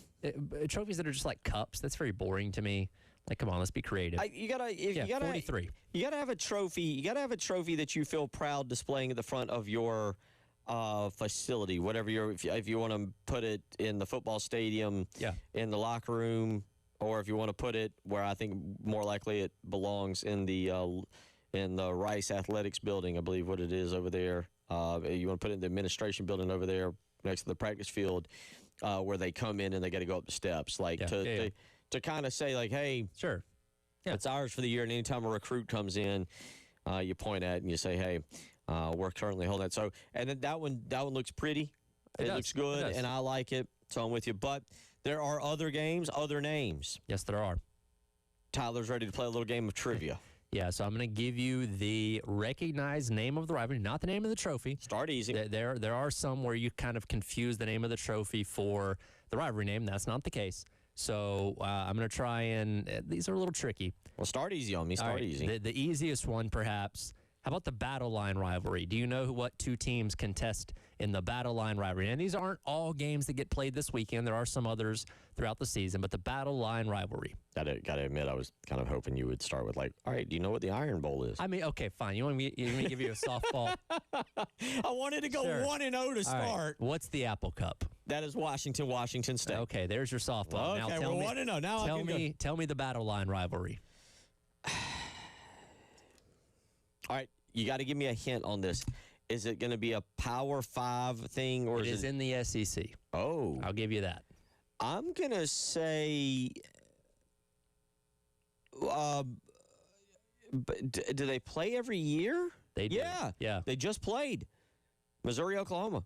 No, Arkansas, Missouri. Oh, okay. Yes. All right. So this is a rivalry. They were playing at the end of the year. That initially was an end-of-the-year game. Yes, and they'll play this weekend. Okay. Yeah, so there's your Battle Line rivalry. How about, you already talked about this game. How about the Duel in the Desert? Arizona State. That is correct. 100 Miles of Hate. We're going to go G5 on this one. Oh, 100. That's not, unless they've changed it on me. That's not Central Florida UCF. No. That's that was the Battle of War of I-4. War of I-4, yeah. 100 Miles of Hate, and it's a G5. G5. Yep. I don't know. Give me, what do we got here? Because now you want a hint or you want the answer? Yeah, give me a hint. A member of this radio station is an alumni of one of these schools.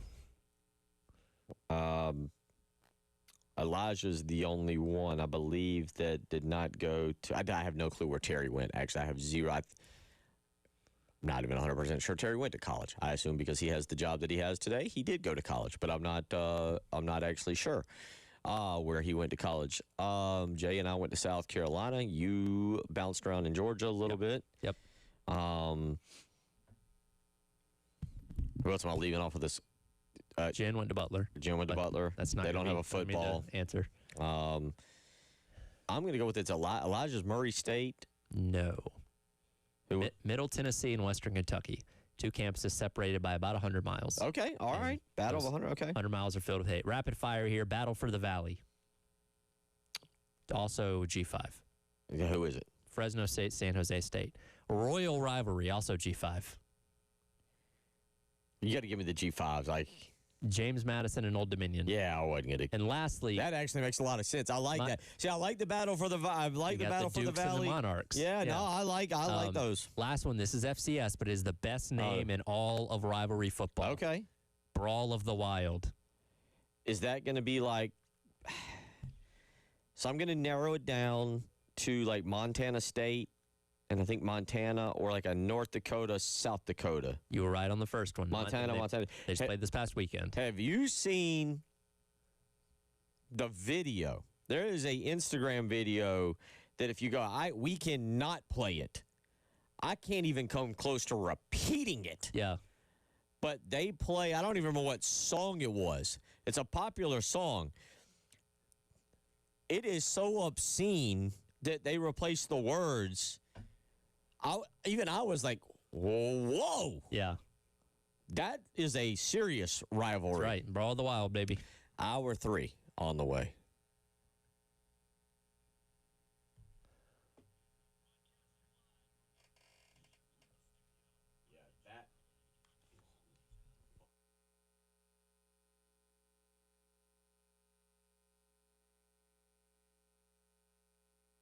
It's all right here for our friends over at Tilly's Warehouse, first wine and spirit store in 5 Points in the past 20 years. In case you haven't realized, tomorrow is Thanksgiving. So if you need some last-minute drinks for whatever your holiday plans are, Tilly's has got you covered. Located on Green Street behind the Salty Nut Cafe in the old Pavlov's building. You can go in there, get in and out, and get what you need for your Thanksgiving tomorrow or your weekend coming up. Things like G4 Tequila. If you want the Garden and Black vodka that benefits the Garden Trust, they've got that as well. You also get some of the easier drinking things like High Noons or Sun Cruisers by the case, or the ready-to-drink options by the register as well. If you mention that you heard this ad on 107.5 The Game, you can get 10% off any wine selection as well. A little bit of wine at Thanksgiving is never a bad thing. Stay connected on Instagram or Facebook, or visit their website at tillyswarehouse.com for more information and discover why Tilly's is your new must-visit spot over in 5 Points.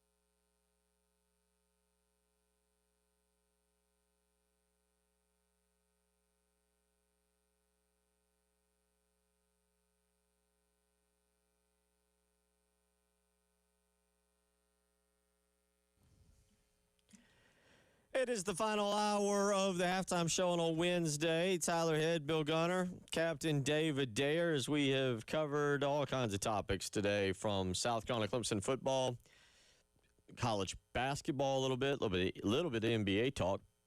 Don't worry. Kardashians. Yeah. A little bit of everything. We won't hit you with NBA talk. Not sure when we'll get back around to Kardashians or NBA. Yeah, I don't think that'd be a while before either come back up. So if you missed that segment, well, you're probably out of luck. I'm going to go with at least a month and a half, if not 2. I'll set the over.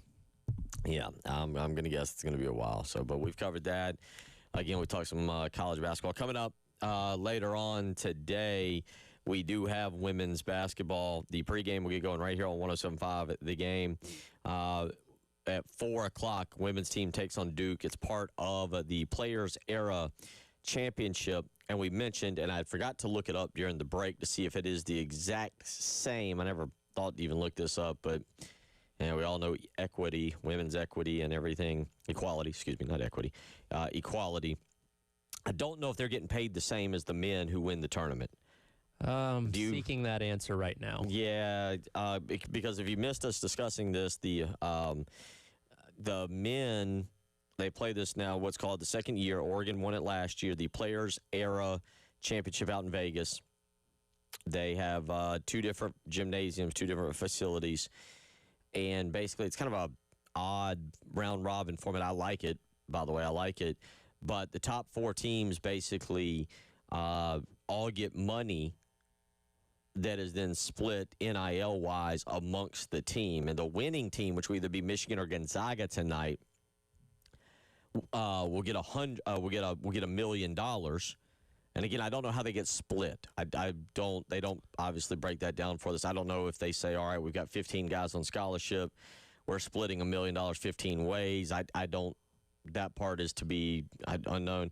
But I don't know if the women get $1 million too if they were to win this thing tomorrow night. The fact that they only played 2 games tonight and then either tomorrow against Texas or UCLA makes me believe that they would receive probably less, which I'm sure would make some people upset. I cannot find a straight answer on this anywhere. Everything I search just defers to the men's bracket. And generally speaking, when you can't find a straight answer, that tells me that no, they are not making the same amount. I would assume probably not. Okay, yeah.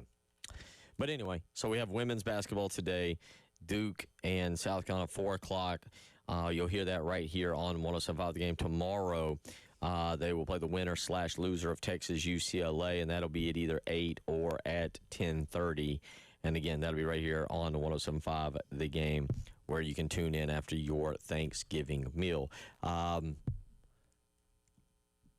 I just forgot, Brandon Walker. Yes. Barstool Sports. Right. He apparently has a prime eating time that you're interested in. He is changed. This will not happen to the Gunner household tomorrow. Unfortunately, we are set in stone for what we are going to do. This will now go into effect in 2026. All right. Gunner family will have to adhere or be left out. It's going to be very simple. Okay. Because I'll be honest, I'm the one typically that hosts Thanksgiving. I do the turkey. Everybody else does some of the dishes, which I realize I may have to step up to the plate a little bit more. Hear me out here, and I think some of you may agree. I would play the video. We can't play the video. I value my job. I value what we do, and cursing on this network, not allowed. He says you start Thanksgiving lunch, if you want to call it lunch or dinner, however, it doesn't matter really what time, 11:30 a.m. Sharp. Right. Okay. 11:30 a.m. Now, I was watching this last night, and just give me a second before some of y'all think and respond, and you're like, that's crazy. He's got a point. You have your first Thanksgiving meal at 11:30. Right. Now, I don't know about y'all. Some of y'all wolf it down, and you're done in like 7 minutes, and you got a tummy ache or something's going on. But his point was it takes about an hour to eat, deal with family, do with everything you got. Sure. He also made a good point is if you have a big family, if you eat that early, weed some out. Some eat and leave. That's very true. You get some out of the house. At 1 o'clock, And his point was at about after you eat, there's a quick nap in there. Quick nap. Ooh, and A mini nap. food and a quick nap in an hour and a half. That's tight. Eat the quick nap at 1 o'clock tomorrow. Green Bay and Detroit. Right? What great game. One of the better Thanksgiving. We actually have. I would be willing. I'm not qualified to do this, Tyler. I'm not an NFL aficionado like many of you out there, or some. But I would say this: I'm not sure that tomorrow's not the best lineup of Thanksgiving football that we've had. I'll go in the last 25 years, maybe longer. The 3-game schedule tomorrow is as good, I think, is as close to as good as it gets. The Lions finally not being terrible Helps has helped tremendously. Thanksgiving tremendously, because there were so many years, and gosh, our own Langston Moore had to deal with some of those teams too, where it's like, all right, you got either the Lions team that hasn't won a game or one that's on their way to being 3-13, playing the Packers or the Vikings or somebody, and that other team's way better than them, and you just get to watch them get their butts kicked for 3 hours. So Brandon Walker says you eat at 11:30. All right. I mean, look, and he was very clear about this. Not 11:31, not 11:32. Like food is on the plate. Your fork is going in turkey at 11:30. At 11:30, the prayer is done. So like prayer has got to be about 11:20. Yeah. Right. 11:20, 11:18. All right. Yeah. Depending on your size of family, that line can take a few minutes. Well, he was point blank clear. You get women and children. He actually didn't say women first. He didn't actually say that, so it leads me to believe how he treats the family. Well, knowing Brandon Walker, that wouldn't surprise me. Okay. I'm a little split on him sometimes, but yeah. All right, everybody, get through the line, get your drinks. Now, does dessert also have to be on the table? Didn't mention dessert. Didn't mention dessert. So Okay. let me go through. So Dessert because maybe is a commercial break thing. because I'll be dead honest. I like where he's going for this for tomorrow. 11:30, you eat. Now typically you sell us just the 30 minutes to eat 12 o'clock. Yeah. You got your quick nap. Okay. You got your quick nap. You wake up at 1 o'clock. 1 o'clock, Green Bay, Detroit. It's going to be a good game. Detroit's favored by 3. It's a great start to the day. You also got some basketball on and some other stuff if you want to go down that path, but you get it right there. At 1 o'clock, it's time for a snack. Yes. Little first quarter snack. Okay. You watch your football. Maybe you grab a little bit more of a nap later in the afternoon because now you've really more of a nap, like an excessive nap, and now you're coming back around at 4:30 for Chiefs Cowboys for round number 2. Okay. Yeah, that makes a lot of sense. With the Thanksgiving meal. Yeah. Now, here's the thing: if you're doing this, there are people in your family that do not care about sports. People in your family that don't know that football's being played that day. How do you explain to them when they're like, "Why are we eating at 11:30?" How does that go? You have to host the meal. Okay. And you make it clear to them, and I'm a big believer in this, you stop by whenever you want. Okay. Fair. Now, I will say this. This is a true story. Early on, when I was married and the kids were young, okay, we did the one year where, and this was both Christmas and Thanksgiving, where we packed up the kids and we hit her family, we hit my family, we hit grandparents, we hit, you did all the ridiculous stuff. A lot of y'all out there know what I'm talking about. We did it one year. And I'll never forget in that year stopping at 3 different gas stations at times to pick up a Red Bull. Okay. Part of the reason I was at one point like over 210 pounds. And being 5'6" and 210 is not a good look. And I swore we got home that night. And it was a Thanksgiving. And we did it again for Christmas, and I reiterated my point. But it was a Thanksgiving. I said, never will we do this again. Now, how far were these different places from each other? They ranged anywhere from Gilbert all the way out to northeast. Okay, yeah, we weren't doing like Columbia to Augusta or all right. But it was. But still, that like, so what, you're spending like 2 hours at every place or something like that? And we were paying at that point in my life, it was a 4 and a 1 or a 5 and a 2-year-old or something like that. Yeah, that's a lot. And you were paying, and that night I swore at that point, so 5 and 2, let's just say it was 5 and 2, so that's 11 years ago.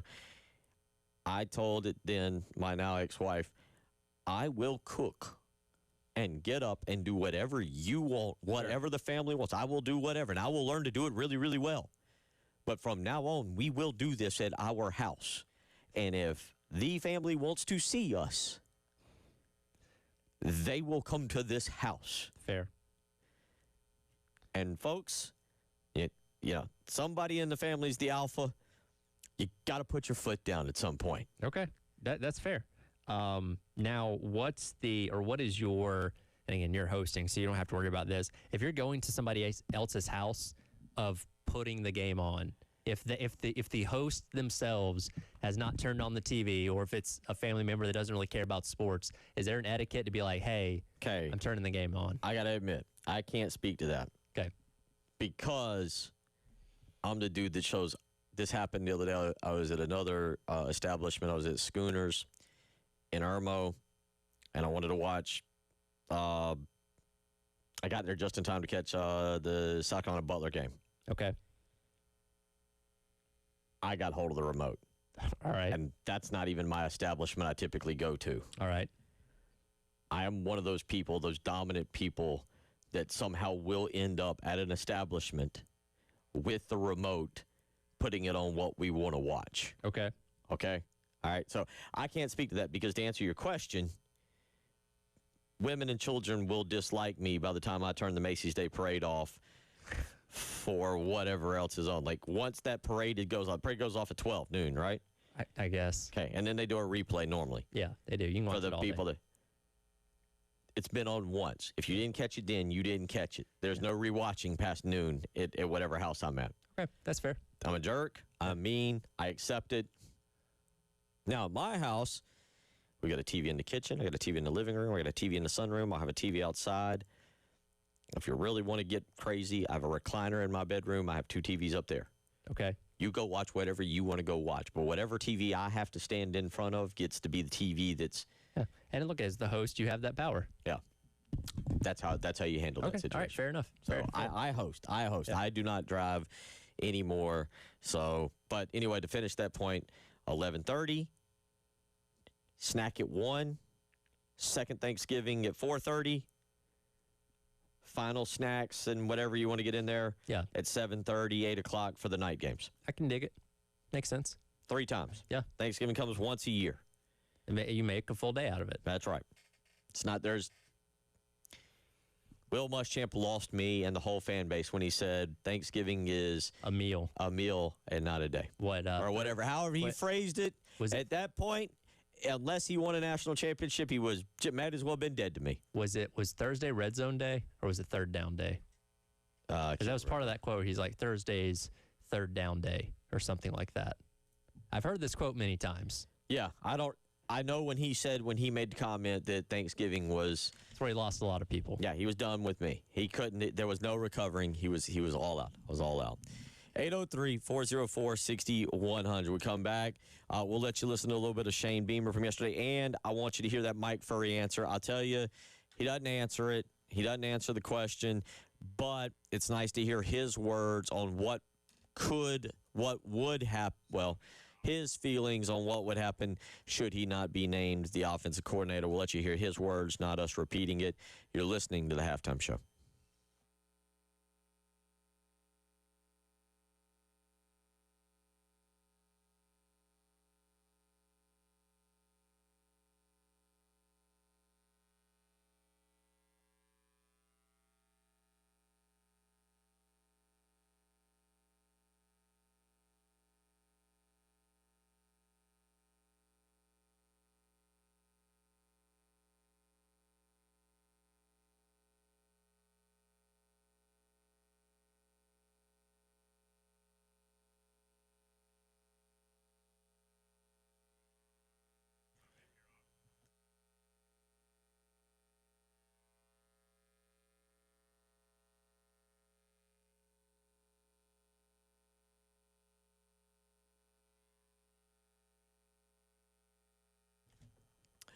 Bill Gunner for Old Timey Meat Market. It is a 2:15 on a Wednesday.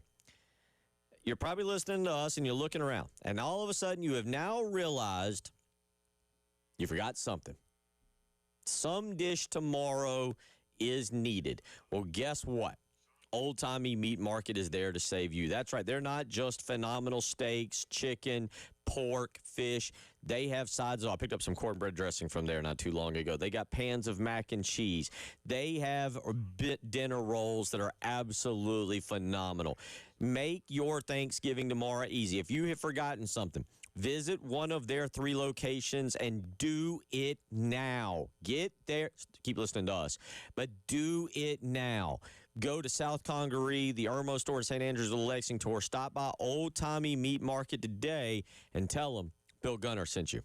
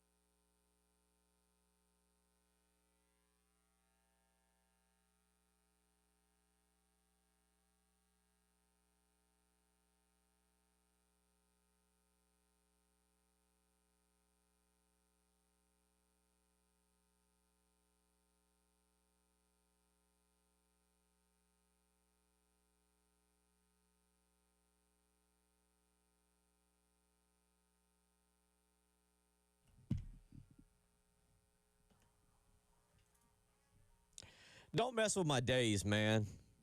I don't get many. I don't get many, Tyler. I'm 43. My father at 2. Got my blood pressure down. Blood pressure's doing actually exceptionally well. Don't mess with my days. William weighs in. If there's an equivalent to Scrooge for Thanksgiving, then Bill is that. Tomorrow's my day, buddy.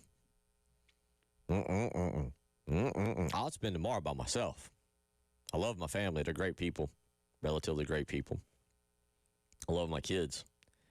Thanksgiving's my day. I'm not going to argue with you. Thanksgiving's my day. I'm not a little kid anymore. Christmas is great. I love it when Santa comes. I love leaving cookies out for Santa.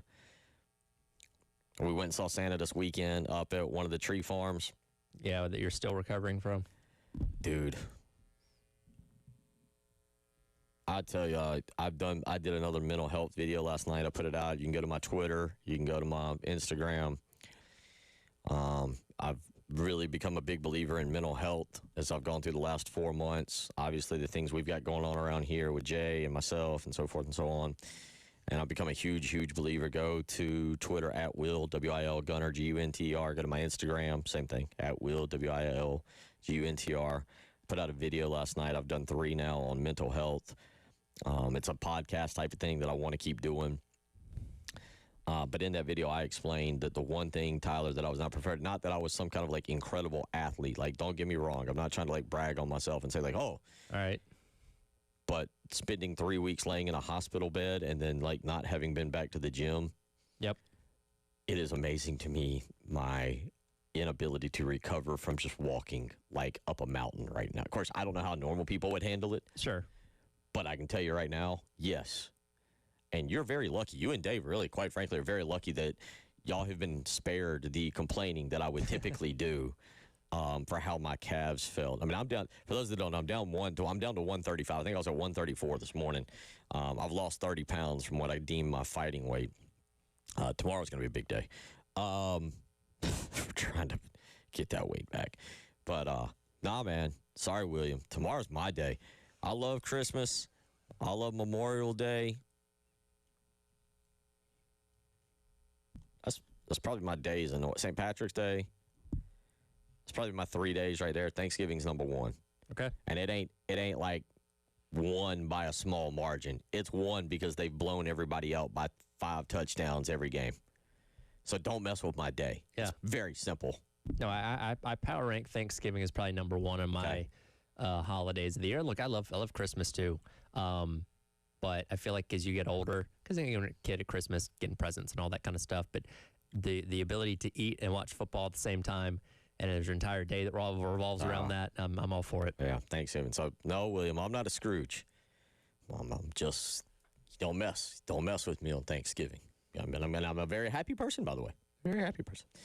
803-404-6100.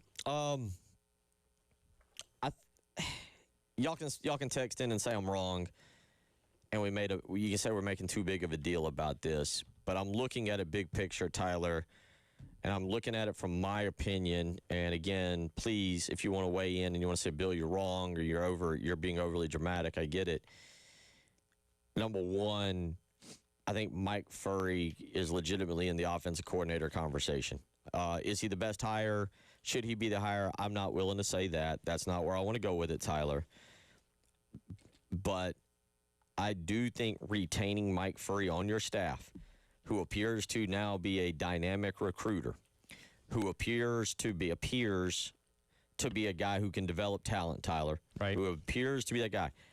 I think retaining Mike Furry is of the utmost importance. Yeah. Utmost importance. You want him to have some kind of role next year, whether that be as your full-time OC, wide receivers coach, which would probably have the tag of maybe like a co-OC on it, but you don't want to lose him as a member of your staff because he has done good things. Right. So, again, if I'm being overly dramatic, 803-404-6100, text in, call in, say, Bill, you're making too much of this. I don't think I am.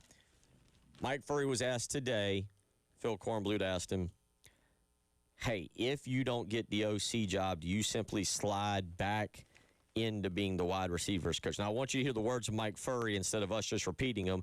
I'm not going to lie to you. There's nothing here that leads us to know one way or the other. But, Dave, I believe you said this was cut 17, Tyler.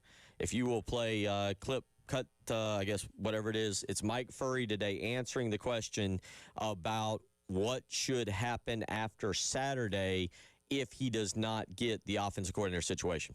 Yeah, it's a great question. All I know right now is, to be honest with you, we talked about it last week. Today is Tuesday, and I got to go back and watch, Wednesday, and I got to go back and watch our third down practice here in a little bit. We got to do red zone here this afternoon, and we have to get ready for our practice tomorrow. So I am not a guy that looks forward to down the road or in 2 weeks from now, God's got all that stuff and he's in control of all that. So I literally have thought about, you know what, when I'm done with this meeting, I'm going to go grab lunch and we're going to get on the red zone or watch practice as a staff and get on the red zone and do what God has called us to do right now and put us in this position to coach these young men and get ready for Saturday. And obviously, you guys know it's the biggest rivalry game in South Carolina, and I'm super proud to be a part of that. So those are the words of Mike Furry. That's not Tyler Head speaking. That's not David Dare. That's not me. That's nobody here at the station. I wanted you to hear that. Now, there's no answer to that, right? No. But there's the words of what he says. And I'll be honest, there's just something about it where I'm like, that's comforting. Yeah. He said exactly what he's supposed to say. Right. Right? Now, do I believe that he's given it zero thought? No, I don't. I think there's been conversations. Sure. Conversations, thoughts, all that kind of stuff. Like, it's not like he's completely blocked it out, but that's exactly what you're supposed to say, because if he says today, yeah, you know what, I'm really hoping what I do this weekend's good enough to get me the OC job, and they go out there and lay an egg this weekend offensively, it's, well, you were too distracted by trying to get this job, man. Should have been focused on Clemson. He said the same thing. Right. But I want you to hear that because, again, and this might be maybe our Tuesday or Wednesday show. I don't know if Monday's going to be so unique about revisiting the game and talking about the game and whatever occurs from the game, and then whatever news transpires in the hours that pass after Saturday afternoon at 3:30. But what is our checklist of things that had to happen? And I'm going to give you homework here as you go into the Thanksgiving, and then obviously we're back Friday. But if you start to think ahead, what is your checklist of things that have to happen? So obviously, hiring an offensive coordinator is number one. Is retaining Lenora Sellers number two? Is it retaining Dylan Stewart and Lenora Sellers is number two? Is it signing your recruiting class, which is not a bad recruiting class, by the way. It's a small recruiting class, but it is full of guys that can come in and help your program. This is a really interesting recruiting class from the standpoint. It's a very talented recruiting class, but it's very small, which opens the door for a lot of transfer portal work. It does. A lot. Yeah. Guys that can come in that have been in college programs, that have been in college weight programs, and play. So I will put to you to not answer today, but to think about it and start putting together your list. What is that checklist? Because I'm going to be honest, keeping Clayton White, in my opinion, is in there high up. Keeping Torian Gray, to be quite frank, I could bring together and just say the whole defensive staff. Sure. If you wanted. I really could just make it the whole defensive staff, but you can see where I was going with that. Torian Gray, so forth, Sterling Lucas, and Travian Robertson, although I don't think Travian's going anywhere. I'll flip to the other side. Quite frankly, keep Mike Furry, keep Sean Elliott. All those are important. And Furry is a big one to me because I think he now has a wide receiver room that can become quite a weapon for South Carolina with the right OC and with the right quarterback. I think you have got a bevy of guys in there, and you only need 2 or 3 to step up, that can become real weapons in 2026. I agree. No, it's going to be valuable. And again, goes back to, all right, how do you make this more worth his while with additional tags onto his responsibilities and more money and all that kind of stuff? And again, how does that factor into the OC search if he's not the guy you're going to choose? All very important questions to be answered here very, very soon. 803-404-6100. We'll come back, get to some Shane Beamer. Listen to him. Do players have something to prove? I think back in the day they did. Yeah. I think in this day and age, I got to question that. Shane Beamer answers that, and we'll also let you hear a little bit about Dabo Swinney. Is he surprised Clemson's an underdog? Did Dabo give us an honest answer? We'll let you hear that as well. You're listening to Tyler Head, Captain David Dare, and Mr. Bill Gunner. It is the Halftime Show.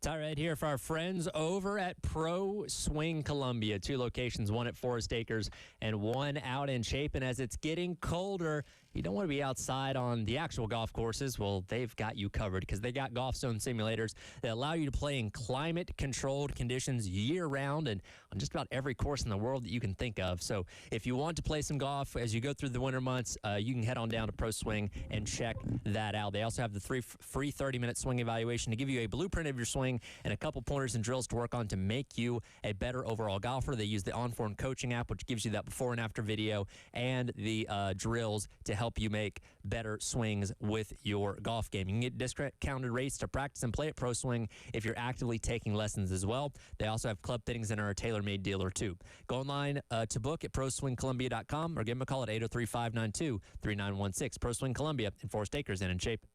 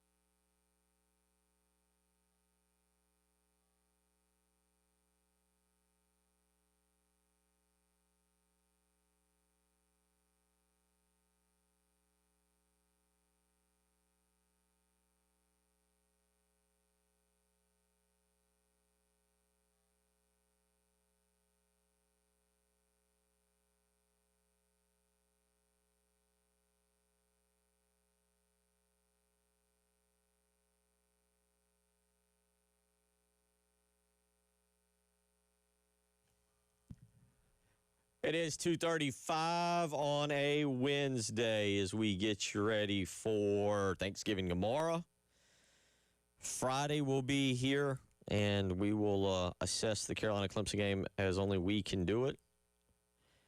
We will probably also retell you about how our Thanksgivings went, because 3 hours is a lot of time to fill, and there's only so many things we can talk about with this game. 4-7, 6-5. We ain't talking like top 10 showdown. That's why it's been relegated to the SEC network, which I don't mind. I'll be there. But there is that going for us. 803-404-6100. James weighs in, sends me 4 pictures, given that radio is a audio medium and you can't really see him. He sends me 4 pictures and says this is the reason South Carolina will win. And he breaks down several different things from Mike Furry to a few other things. So thank you, James, for your text message. David weighing in and telling me that he agrees. Mike Furry is a great asset to the program. So we've got that as well. If you want to weigh in on anything, 803-404-6100 is how you can be a part as we wrap things up here over the next 19 minutes. So players, it's just such a fascinating time across college sports, Tyler. I think I don't know what you want to deem yourself. I was going to say the media. I'm not a media member. I do not consider myself a media member. I am not a media member. But whatever it is we consider ourselves, and I think you, the fan, I guess I'm a fan, I think we are all trying to decipher player mindset, and maybe because we do a talk radio show for 3 hours a day for 5 days a week, that's 15 hours. We do it for about 20 days, 22 days a month. You can do the math on that and get to where you need to go for about 300 hours. We tend to be overly dramatic and overread things, right? Sure, that's nature of the job. But that's we are in the entertainment business. We are in the entertainment. I will tell you this. I will continue to say we are an entertainment show first and a sports show second. But with that being said, and we did talk a lot of sports, though. With that being said, I think I will admit to being overly dramatic and trying to, at times, read through the lines and figure things out that maybe aren't there. Well, one of them is right now trying to decipher player accountability, Tyler. Not only accountability, but player, I don't want to say mental health, but a player's assessment of a game that the rivalry means something to us. Sure. Okay? Let's be clear about that. If you talk to any player, now players, Preston Thorne, Perry Orth, John Strickland, Patrick DeMarco, who else have we had on? Langston Moore. Yeah. These guys post-career, and I've talked to all of them, it means something. Because there's bragging rights with your buddies now all of a sudden. There are, and those are all guys that experience multiple versions or multiple iterations of this game. Right. And I say that because I've talked to a lot of guys that in the time of playing, they don't have a hatred to Clemson. Preston played with Bernard Rambert, who was a runner. I think he did. I think he said that. Who was a friend of his. Yeah. Who went to Clemson. He didn't line up him, he wanted to beat him, but it wasn't like, it's not like maybe you and the trash talking you got to do with your cousin or something. Right. So in a season like this where Clemson, whose goals, much like South Carolina, were so high, and you come into this game and, yes, it saves your season, what are players playing for? Here's Shane Beamer yesterday talking about, do players have something to prove? I don't know if there's something to prove. We want to go play really well, and this is not a week where you need to, motivate guys to get ready. They're excited to go play, and it's another opportunity for us to put our team and our program on display, this 2025 team, and leave one lasting impact on what people think about the 2025 football team, and being able to win your last game against your rival would go a long way towards what that lasting memory image is of the team. I will say this for Shane Beamer. I don't agree with everything he's done. Not everything has been a rousing success. There's been great moments, and then obviously there's been down moments. Tyler, I think one thing I can say for Shane Beamer that is as impressive a thing as I've seen as his ability to keep his team rallied and keep them checked into things. Yes. Because there have been times during his tenure, I'm like, that team is going to check out. Yes. In this day and age, it's easy to check out. I have to admit, if they'd have won last week 17-7 or 24-10, and it was kind of a slog fest, and you could have questioned whether they wanted to be there, I would have come in and understood why. They looked thrilled to be there. They looked happy to be there. They looked excited to be playing football. Now, scoring 20 points in the first, 12 minutes will tend to... That'll help. Yeah. But Tyler, I'll say this for him. That is one thing about Saturday, and I'm not saying Dabo can't do it, but I do find that as an edge for South Carolina because Shane Beamer, for whatever he does, however he does it, culture, if he wants to use culture, that's great. His guys stay locked in and engaged better than really any program I've ever seen at the University of South Carolina. Yeah, and I think this past weekend, like you said, was a big litmus test for that of, okay, this is the first time you've never really had anything on the line in a game coached by Shane Beamer. And again, went out there and played well and obviously won that game in dominant fashion. I don't doubt that it's going to be the same situation this upcoming weekend. Are there guys that are going to be, thinking ahead a little bit? All right, here's where I'm going or what I'm doing or what my plans are. Sure, but I don't think that's going to be enough of a distraction. You also got the confirmation yesterday that Shane Beamer is back next year from Jeremiah Donati. So I think there's some value in that of not having to say, man, if we don't go out there and win, then Coach Beamer's gone or something along those lines, which we knew probably wasn't going to be the case. But hearing the AD confirm that does go a long way of kind of taking that off your mind a little bit. So, yeah, I fully expect they're going to go out there and be as motivated as ever. And, again, does the rivalry mean as much to every single player? Maybe not. Because, again, you got guys that have come here for 1 year, guys from out of state and all those kind of things. But I have no doubt they'll be fired up and ready to go. I mean, it's like with Dylan Stewart. Like, he's not a Carolina. He's not a kid from here. He didn't grow up playing in this state against other kids who went to Clemson. Do I think it matters to him? But in 2 years, has he learned what it means to Gamecock Larry? God rest his soul. I didn't even think about this until just now. I missed Gamecock Larry this week. God, I missed Gamecock Larry this week. I'll say a prayer for him tomorrow. I don't know why it just dawned on me now. Now I'm going to get all emotional. Sorry, Tyler. Sorry, Dave. Sorry to everybody else. God, I missed Gamecock Larry this week. Do it for Gamecock Larry. Of all things, do this for Gamecock Larry. But does he understand? And that's where I go with, like, do players have something to prove? And I thought that was a great answer by Shane Beamer. I'm like, do they have something to prove? Probably not. But we as a program have something to prove. Sure, it's the collective effort. Yeah, individually you can probably find some guys there that are like, hey, this is another game to me. I'm not, getting extra hyped for this compared to anything else. But I think as a whole, the team will be motivated and ready to go for Saturday to, if nothing else, hey, you can send Clemson to a worse bowl game or something like that.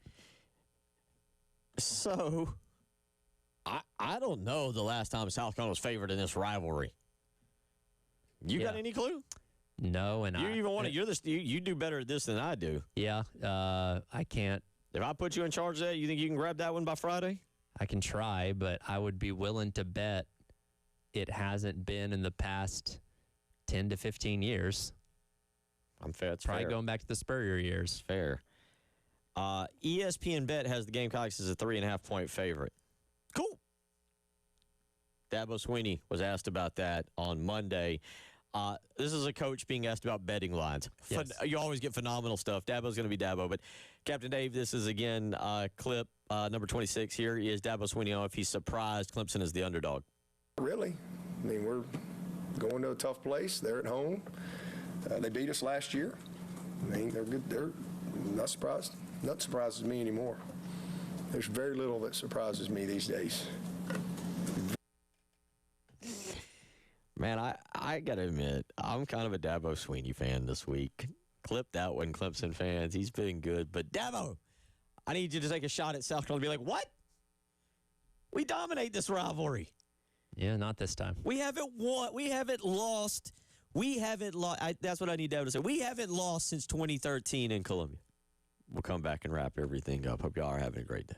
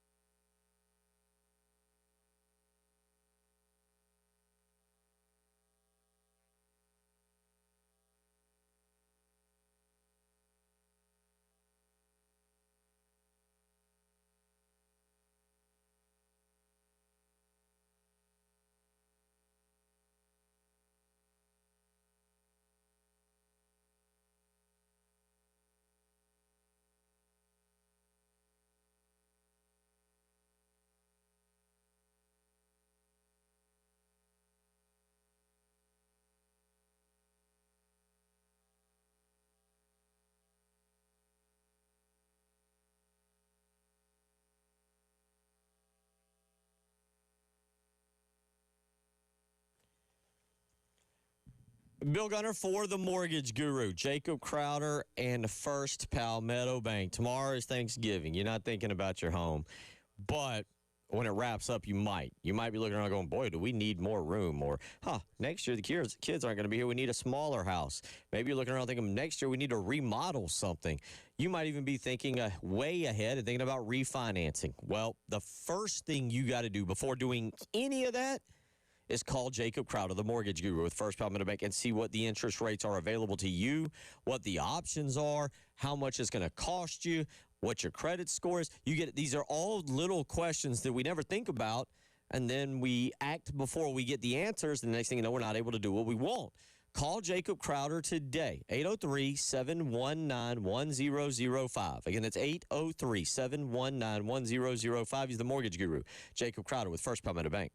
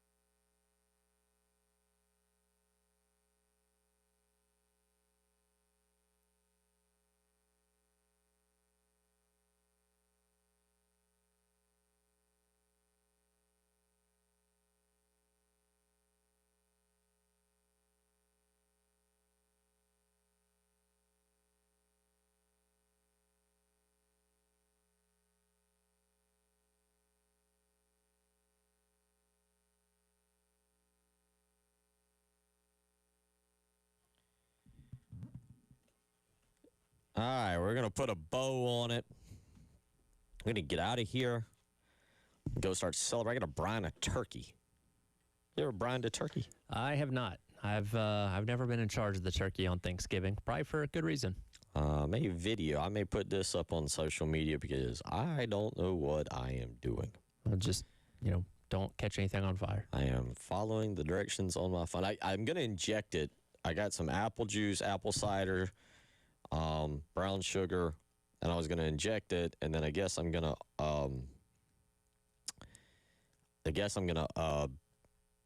soak it.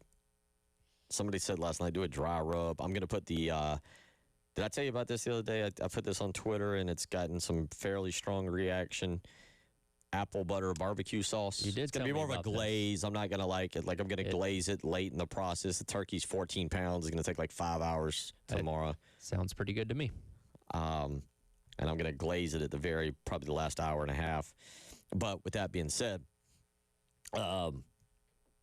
hit me up on Twitter if you have brining suggestions at Will, W-I-L, Gunter, G-U-N-T-R. I am all ears. I'm all ears on this. My favorite thing about Thanksgiving is I just show up and eat. I've never been in charge of, we'll bring a dessert or we'll bring drinks or something, but I've never had to cook anything. Again, Christmas, New Year's, Easter, Memorial Day, 4th of July, whatever else St. Patrick's Day. I'm with you. Tomorrow's my day. And you adhere to Bill Gunner's rules at Bill Gunner's house. Fair enough. They will do the parade in the morning. We're going to try something new tomorrow, too. That tree that we got. Yeah. That tree that we got, we're going to put up in the morning, and the kids and my grandmother are going to decorate. And we're going to get Christmas going early. So new traditions going on. I hope everybody has a great Thanksgiving tomorrow. Somewhere, I said this on the mental health video last night, Tyler and Dave, somewhere deep down, things could be going wrong. You've got something to be blessed with. Sure. Something to be thankful for in your life. And I hope tomorrow a lot of you get the opportunity to spend time with family and enjoy one another's company, even if they are Clemson fans. Don't smash cake in their face. Leave the trash talking to post dinner. You know, it's uncomfortable, right? If you do the trash talking before dinner, it makes the dinner a little uncomfortable. So I brought this up earlier, and I know it was roughly about 20 years ago when they added the 12th game to the schedule, and suddenly we started playing this game after Thanksgiving. Which I like. By the way, I've done both. Was it better or worse having Thanksgiving after this game was played? Again, and I hope this gets back to her because it's her. Now she's matured in her age. Okay. She's one of my aunts. All right. An obnoxious aunt who once at a small age tried to shave. She was very early on when she was like in her 20s and I was like 5 or 6. Back then, Shirley Jones, now Shirley Cooper. I love their family. I got my cousin Robert and Paul, my uncle David. But my Aunt Shirley was that obnoxious Clemson fan who, at an early age, wanted to shave a Clemson paw in the back of my head. Oh, all right. That's extreme. She also, one time, kept my daughter very early in life. My daughter was like a baby, little kid. My poor daughter had no control over what would happen. You know how babies are. Right. And she dressed up my daughter in all Clemson gear, and for Christmas gave me a Clemson frame with a picture of my daughter in it. Mm. So to answer your question, in the 90s, as I'm growing up, it was a disaster. Those were awful Thanksgivings. Yeah. It's amazing I've come to like Thanksgiving. Yeah, I guess it depends on what side of the coin you're on, the winning or the losing side, depending on how you view that. At least tomorrow, and for the majority of this is going on, the majority, not all, we all know 15 through 20, but the majority of it, you've been able to go to Thanksgiving. Sure. And generally have a conversation about, I don't know. I think we can win, you can win, I don't know. And it's all about the preview and hype. Like, hey, we got this, we got that. Yeah. Y'all are bad at this, y'all are bad at that. Like you're saying, I think here's what's going to happen, as opposed to having a result in the bank where it's like, oh, hey, here's what you didn't do. So if you know my cousin, again, she's now a Cooper, Shirley Cooper. She's been a Cooper for a long time. You tell her nephew was on the radio calling her obnoxious and now blaming her for all my dislike for any of you Clemson fans out there, because I'm pretty sure if you had an aunt who tried to shave a tiger paw in the back of your head at a very early age, it would change. It would alter your line of thinking for 40-some-odd years. Now, are you going to see her tomorrow? No, I don't think so. Okay. They just had a new baby. We got a new little cousin in the family. After calling her out, she may show up unannounced. I think, so anyway, yeah, may do it. But I hope everybody has a great day tomorrow. We're going to have a great day. Tyler, you're going to see family. Please travel safe. I'm literally leaving in like 5 minutes. I literally need you back Friday. Without you and Captain Dave, I'm just a moron sitting here talking. You two make my world go. I'm appreciative. I'm appreciative and thankful for all you listeners out there for being a part of the program. Have a wonderful Thanksgiving.